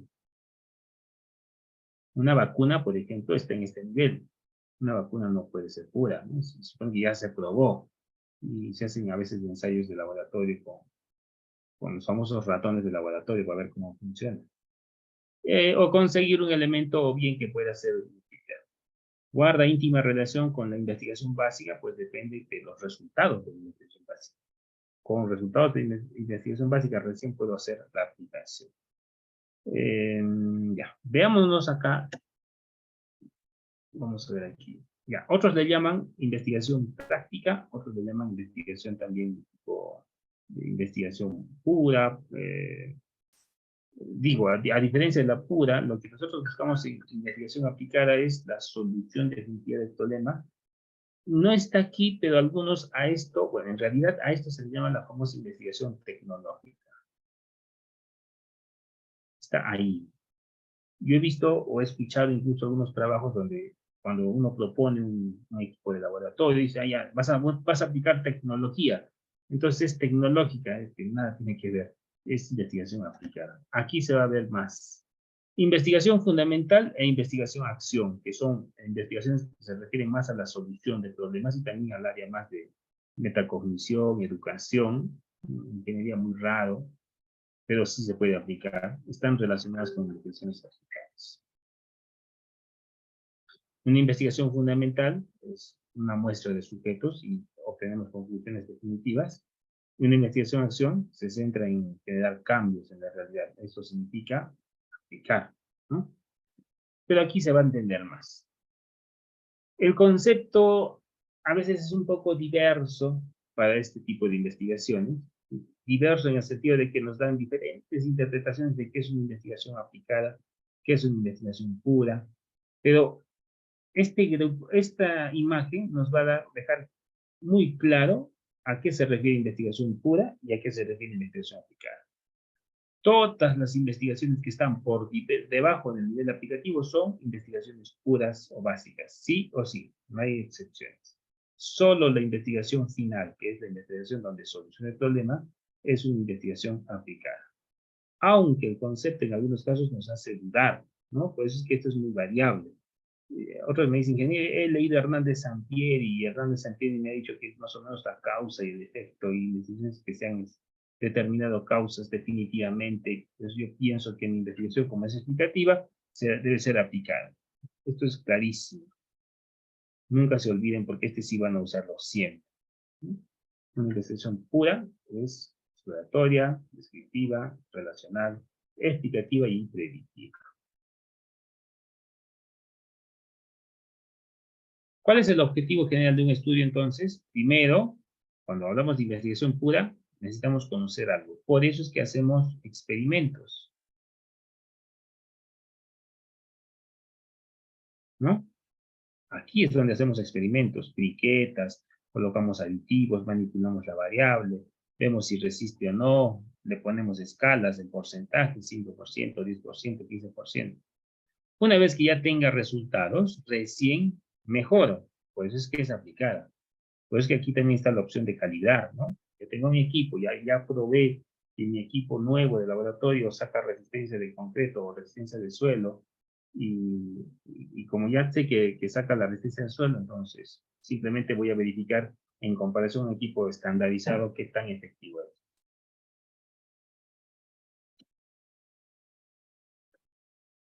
Según la naturaleza de la información.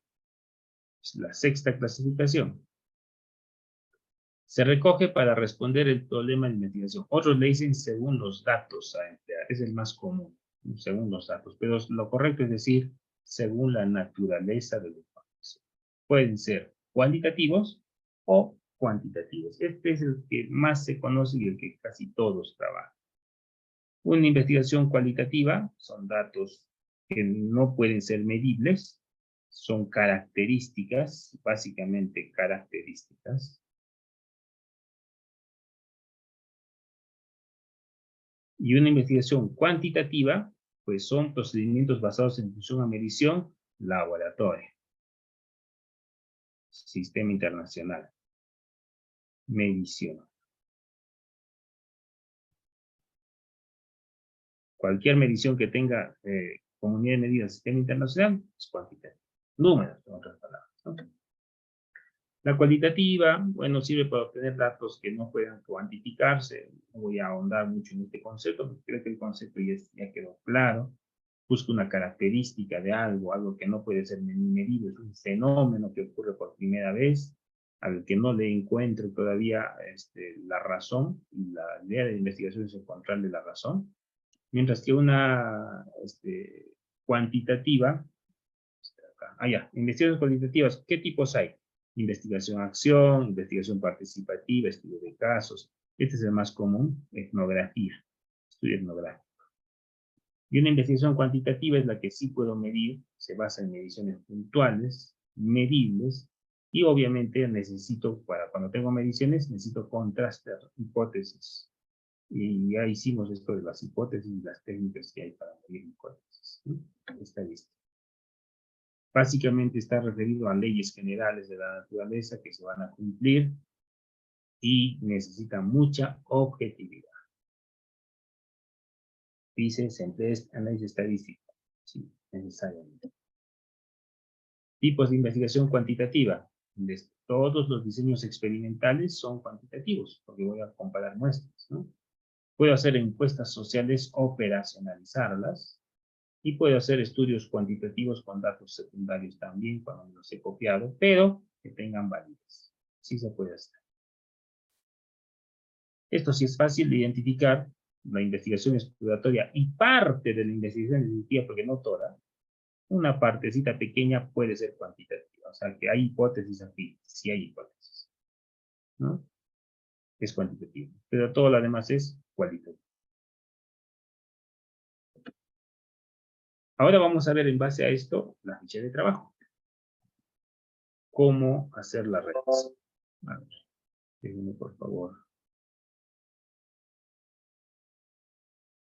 compartir la hoja de trabajo. La número 18 ya está, me parece que debe estar en la virtual. Hay que verificarlo. ¿De qué trata la ficha de trabajo?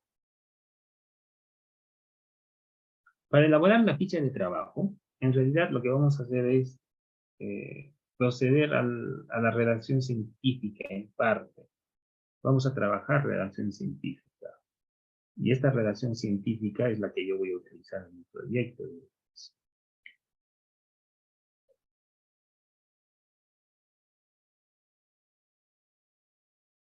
A ver.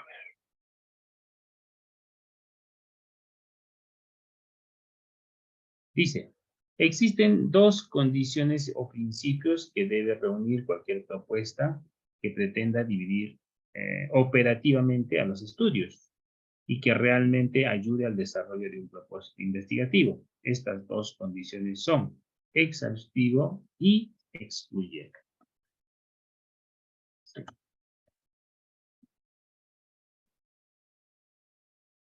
Además, se debe cumplir el criterio de parsimonia. O sea, deben ser dos, ¿no? Eso hay que tomar en cuenta.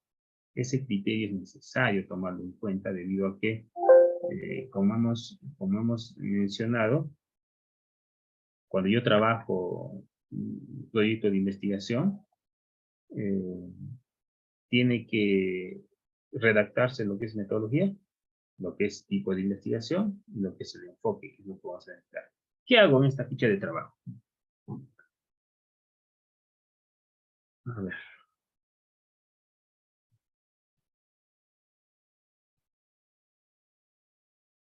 Lo que van a hacer es llenar esta ficha. Esta ficha nos va a ayudar a redactar la parte metodológica. ¿Y cómo lo va a hacer? Va a ser de la siguiente forma. Aquí voy a colocar la metodología que hemos visto y aquí está colocado ya el tipo de investigación. Por ejemplo, lo que ustedes van a hacer es agarrar el tipo de investigación, que está acá, y van a empezar a pensar en su propio proyecto. Van a decir, a ver, mi proyecto, según la intervención del investigador, ¿qué es? Según la intervención del investigador puede ser, tiene dos alternativas, dijimos, la intervención puede ser observacional o puede ser experimental. Observacional es cuando yo solamente no voy a intervenir, solo voy a ver. Y experimental es cuando voy a modificar la variable, ¿no? Pues acá sí me digo, mi trabajo es experimental.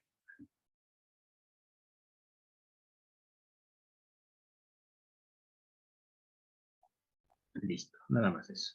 Puede tener tres enfoques diferentes. Puede ser experimental, cuasi experimental o no experimental.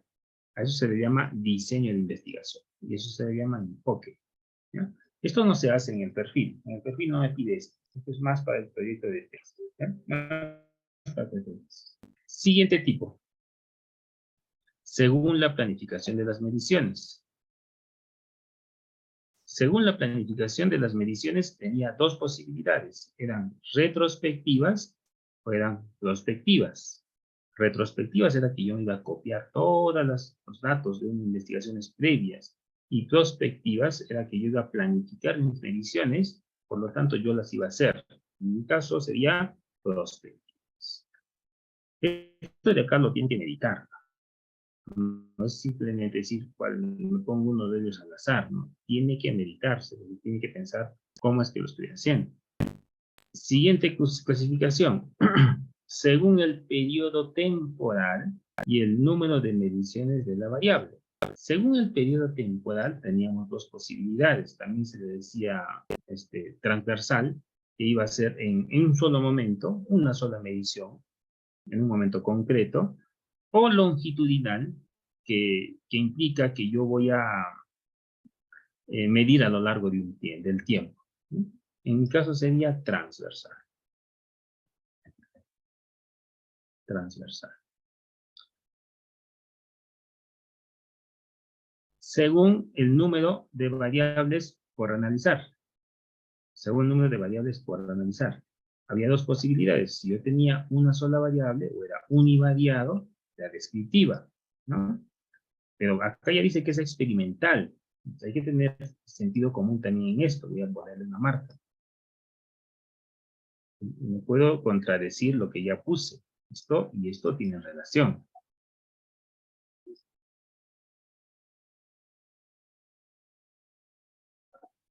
Entonces, según el número de variables, si mi trabajo era descriptivo, o una sola variable, pues esto no puede ser experimental, tendría que ser observacional. No puedo contradecirlo.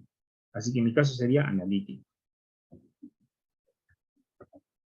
Porque la otra opción es con dos o más variables. Siguiente clasificación. Según su finalidad y el tipo de conocimiento a obtener. Según la finalidad y el tipo de conocimiento a obtener. A ver. Cuando habíamos visto los tipos de investigación, a esta finalidad o conocimientos a obtener, lo hemos entendido también con investigaciones puras o básicas, que es la que generaba la teoría, y investigaciones aplicadas, ¿no? Puras y básicas eran todos prácticamente los primeros niveles de investigación, de investigación aplicada era la última. En mi caso siempre va a ser una. Puedo ponerle o básica. Pura o básica también se le decía investigación teórica, investigación dogmática, ¿no? Esa era la otra consideración. Entonces yo obviamente no creo que tenga investigación aplicada, creo que no he visto ninguna investigación aplicada.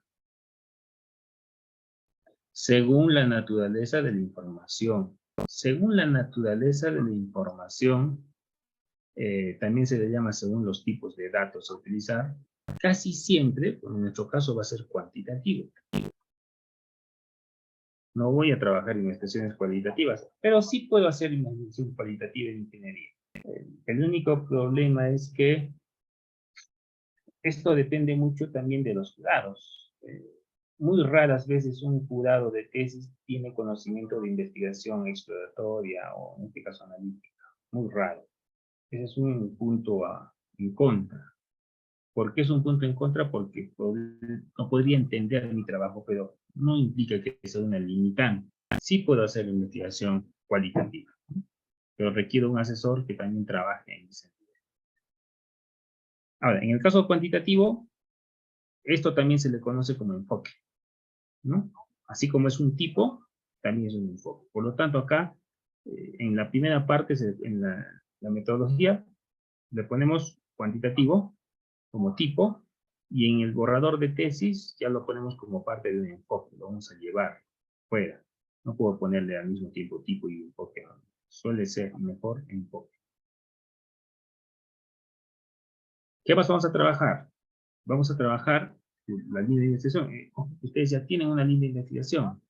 Era lo positivo de un problema.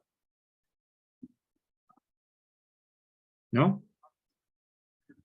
Lo positivo de un problema también lo conocíamos como línea de investigación. Y todos ustedes ya han detectado su línea de investigación. Al haber identificado su línea de investigación, pues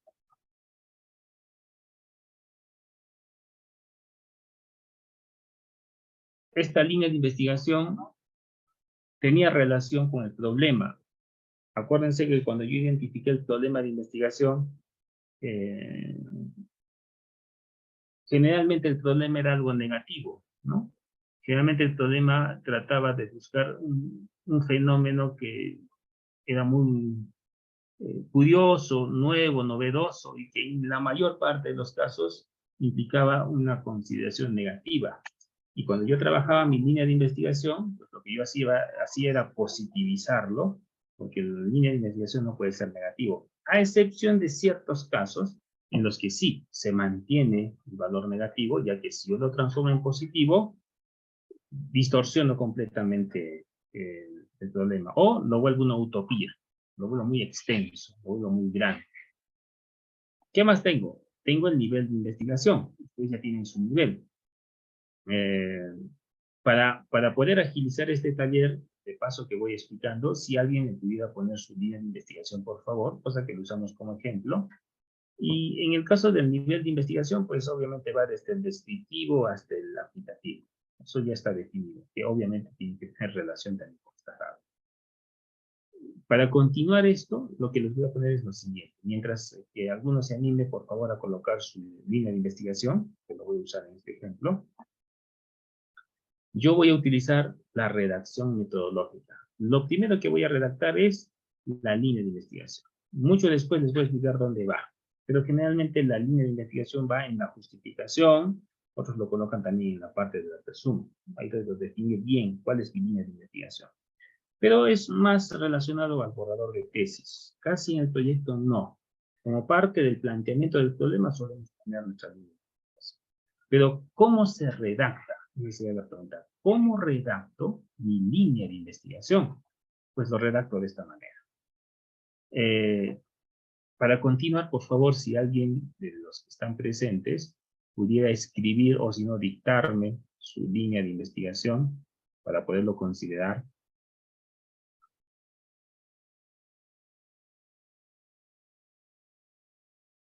No sé si alguien me ha respondido. Si no, yo pongo una línea al azar.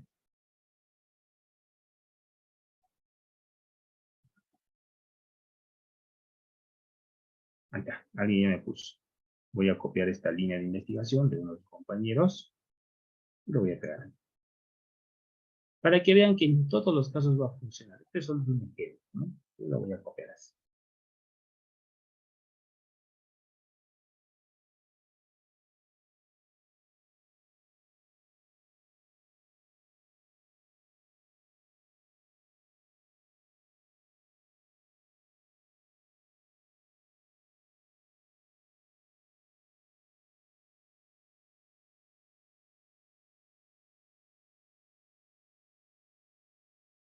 Ya.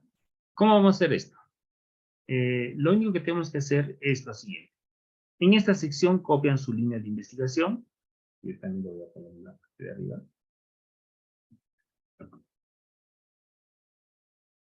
Voy a verificar. Dice, adherencia del mortero en superficies de concreto en reservorios de agua o para reservorios de agua. Muy bien, no hay problema. Como esta es una redacción científica, por ejemplo, acá hay que evitar esto, ¿no? Aquí dice en y aquí dice en. Adherencia del mortero en superficies de concreto para, sería lo mejor. Vamos a corregir esto. Para. Ahora sí. A veces en una misma redacción, no es lo correcto. No se divide. Una vez que han hecho esto, lo único que tienen que hacer es copiarse esto, porque esto ya está en un taller anterior. ¿Bien? Están las 3 celdas. Ojo, esto no lo van a poner como aparece aquí en su proyecto. ¿Eh? Es una estrategia. Voy a poner más abajo. Voy a pegar. Y le voy a pegar. Y le voy a dar un poco de coherencia. A ver. Mi coherencia es diferente, lo voy a dar así. Ni siquiera necesito darle más. Y voy a leer todo. Cuando me pidan que describa mi línea de investigación, lo que voy a hacer es lo siguiente. Hago este ejercicio y digo, la presente investigación, porque estoy hablando de mi tesis, está encaminada en la línea de investigación adherencia del mortero. Puedo colocarlo entre comillas. ¿No? Adherencia del mortero en superficies de concreto para reservorios de agua. Coma, la que además está relacionada con el problema de estudio, aspectos que se pueden solucionar, que se desean solucionar como parte del camino de acceso. Aquí pueden colocar, si desean, su estudio, o sea, el planteamiento del problema. Pueden poner el problema. Si desean, no es obligatorio, pero si desean, lo pueden poner. ¿No? Y ya está redactado mi línea de investigación. Para eso sirve esto. ¿Pueden mejorar la redacción? Claro que sí. No es estricto. Pueden cambiar esto, pueden mejorarlo, pero ya les da una idea preliminar de cómo debe redactarse, ¿no? Esto es parte de la redacción científica. ¿Qué otra cosa nos ayuda a hacer este formato? El nivel de investigación.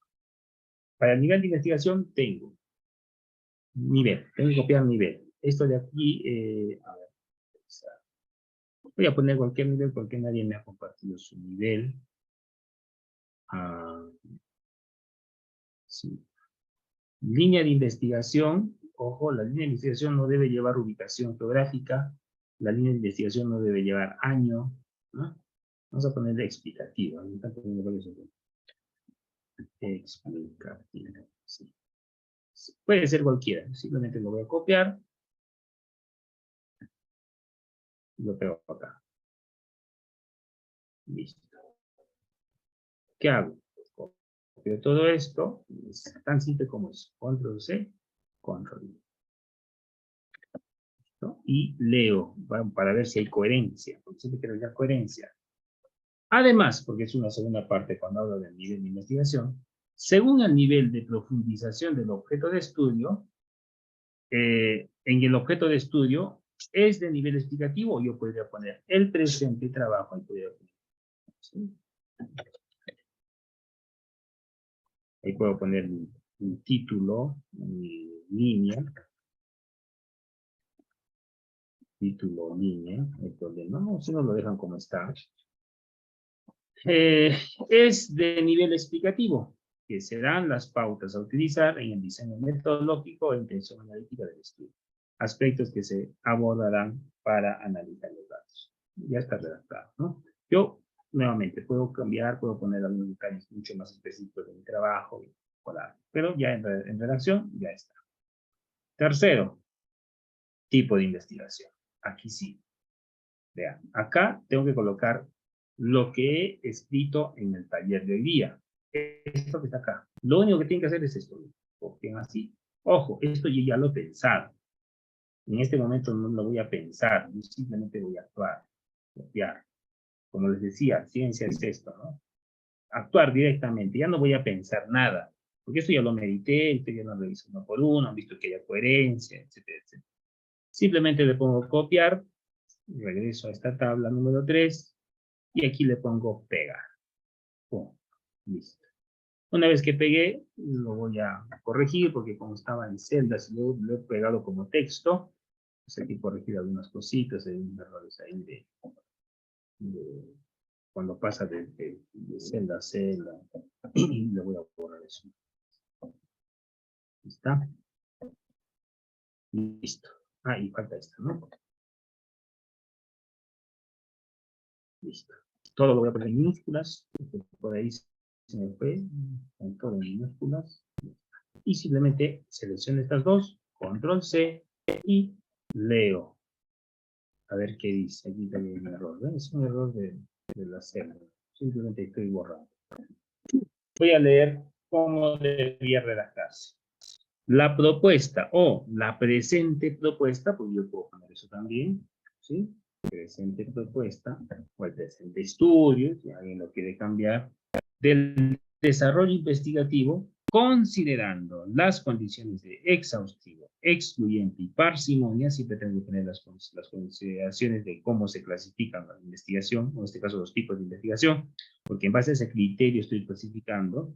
Hace que la presente investigación sea de tipo experimental, según la intervención del investigador, coma, prospectiva, según la, sería prospectiva, digo, eso, según la planificación de las mediciones, coma, transversal, según el periodo temporal y el número de mediciones de la variable de estudio, coma, analítico, según el número de variables por analizar, coma, pura o básica, según su finalidad y el tipo de conocimientos a obtener.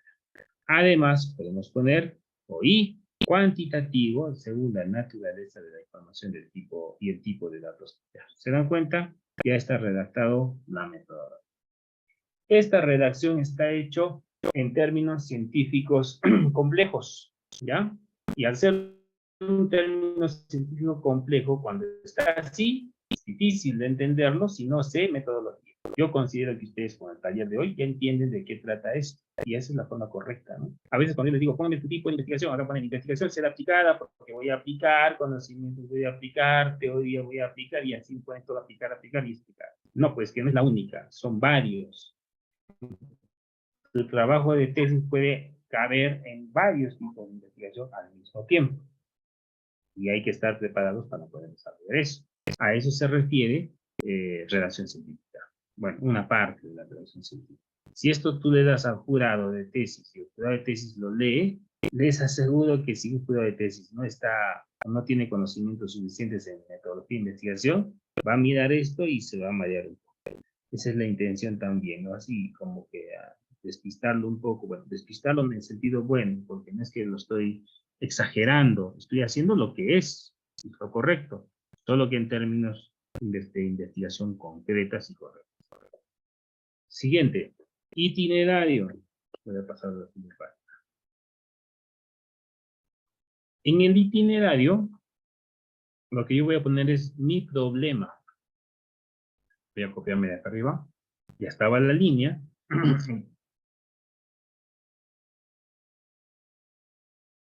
Y lo voy a transformar en problema, pues voy a retroceder. No lo voy a inventar porque en realidad no sé si se acerca al problema que planteó su compadre. Planteó adherencia en el morteo en superficies de concreto. Yo posiblemente yo podría decir falta de, o deficiente, quizás, ¿no? Deficiente. A ver, si le pongo algo negativo, deficiente adherencia del mortero en superficie de concreto para resolver, coincide, está bien. Está bien la línea, y probablemente, porque no hay que conversar con su compañero que planteó esto, probablemente el problema sea ese, ¿no? Probablemente.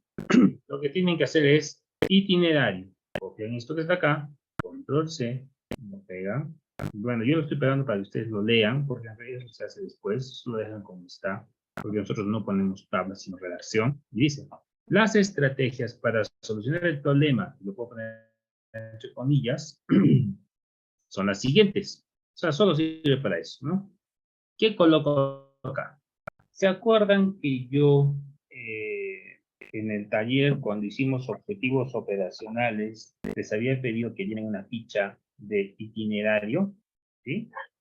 En el taller de objetivos les había pedido que llenen una ficha de itinerario donde me explicaban ustedes qué cosa iban a hacer, ¿no?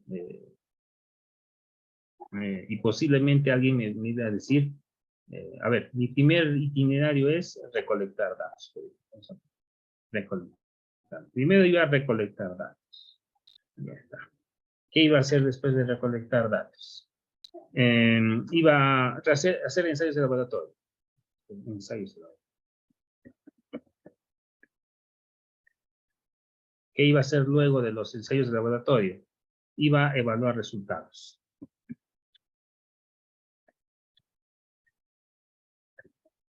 ¿Qué iba a hacer luego de la evaluación de resultados? Bueno, iba a analizar los resultados.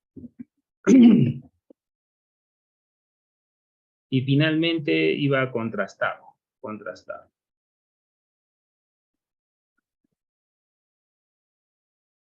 ¿Para qué servía ese itinerario de servicio en ese momento? Era para identificar mis objetivos operacionales. No todos iban a ser objetivos, ¿cierto? Algunos iban a ser objetivos. Y les dije, guarden, porque lo van a usar después. Ah, este es el momento de utilizarlo, ¿ya?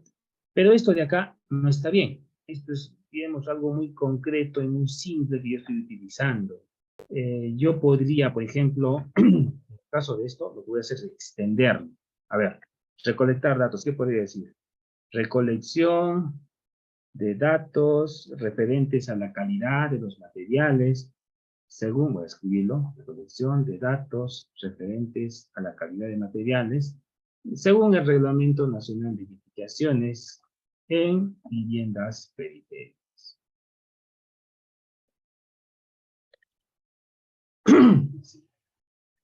¿No? Recolección de datos referentes a la calidad de materiales según el Reglamento de la ciudad. Bueno, no importa eso. ¿Qué acabo de hacer? Acabo de extender el itinerario en algo más concreto, más técnico, porque eso de acá es algo técnico.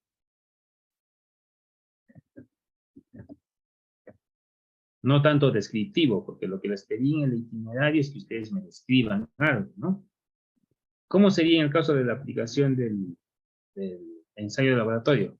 Podría ser aplicación de estrategias metodológicas según criterios de la norma y los estándares del laboratorio para analizar los datos de campo, ¿no?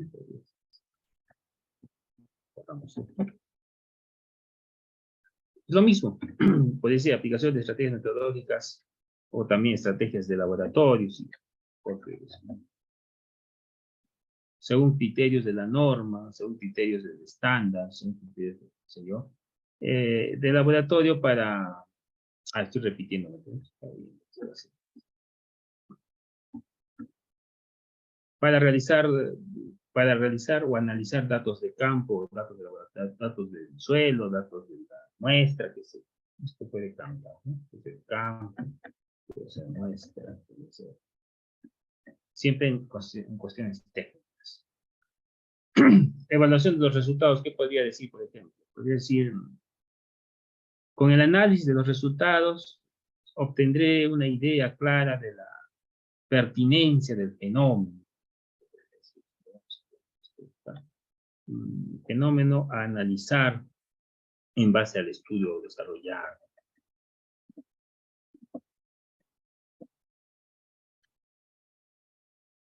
Bueno, ustedes ya lo pueden mejorar, porque en realidad esto en realidad no hay que hacer mucho debido a que esto es algo que ustedes ya han trabajado, ¿sí? En realidad ustedes ya tienen la idea de esto. Yo no lo estoy, digamos, inventando, sino lo estoy expandiendo, esa lista que se hizo en su momento.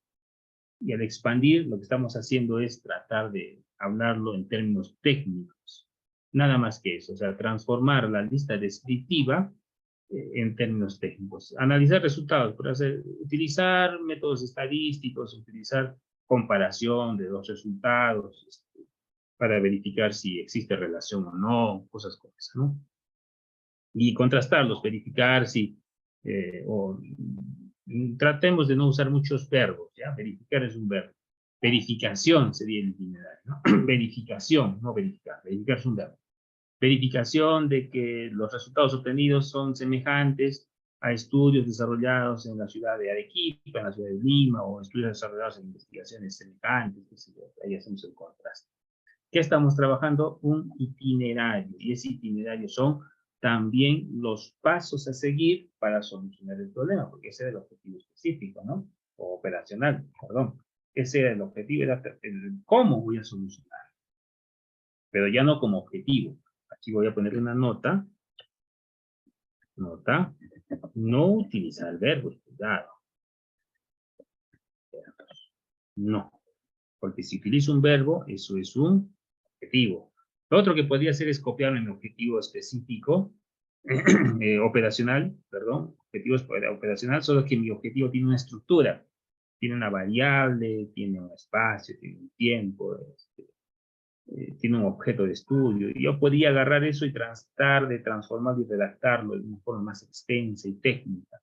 A veces, en este caso, no necesito respetar esa estructura, no tiene que ir en esa estructura, pero me podría dar alguna idea, pero yo prefiero que ustedes vayan al itinerario, porque en el itinerario que hicimos previamente a identificar las variables, se había considerado algunas ideas de las que ustedes han escrito para cuando se apruebe su tesis. Muchas de ellas no iba a ser parte de, por ejemplo, buscar bibliografías. Seguro que muchos pusieron buscar antecedentes, bibliografías, cosas como esa, ¿no? Bueno, en este caso ya no va a redacción. No van a poner redacción del borrador, redacción del texto, de la tesis, aprobación de los borradores. Eso no van a colocar. Eso no es parte. Pero sí, buscar bibliografía, fundamentar la teoría, cosas. Entonces, de eso trata esta hoja de trabajo. Pues ustedes una vez que lo llenen, ya van a tener, bueno, esto que he hecho yo, no es necesario que ustedes lo hagan, ¿ya? Porque esto es más cómo se va a leer después. Esto no es necesario, es cómo se va a leer después. Esto es lo que yo necesito. Aquí se vea mejor, ¿no? Esto es lo que yo necesito. En talleres posteriores, vamos a hacer este ejercicio. Simplemente vas a copiar y pegar y ya. Ni siquiera lo vamos a pensar. Simplemente vamos a llenar toda nuestros requisitos, porque acuérdense que dentro de las estrategias, de los manuales, de las guías para elaborar el proyecto de tesis, nos pide una parte metodológica. Entonces ya ahí ni lo vamos a pensar, simplemente vamos a revisar estas fichas y copiar, lo que sea necesario. Muy bien, entonces lo que les voy a pedir es que desarrollen este taller, lo tienen que analizar. En el aula virtual ya están todos los materiales, y en base a eso pueden ustedes también hacerlo en forma adecuada, siempre pensando en propios trabajos de investigación.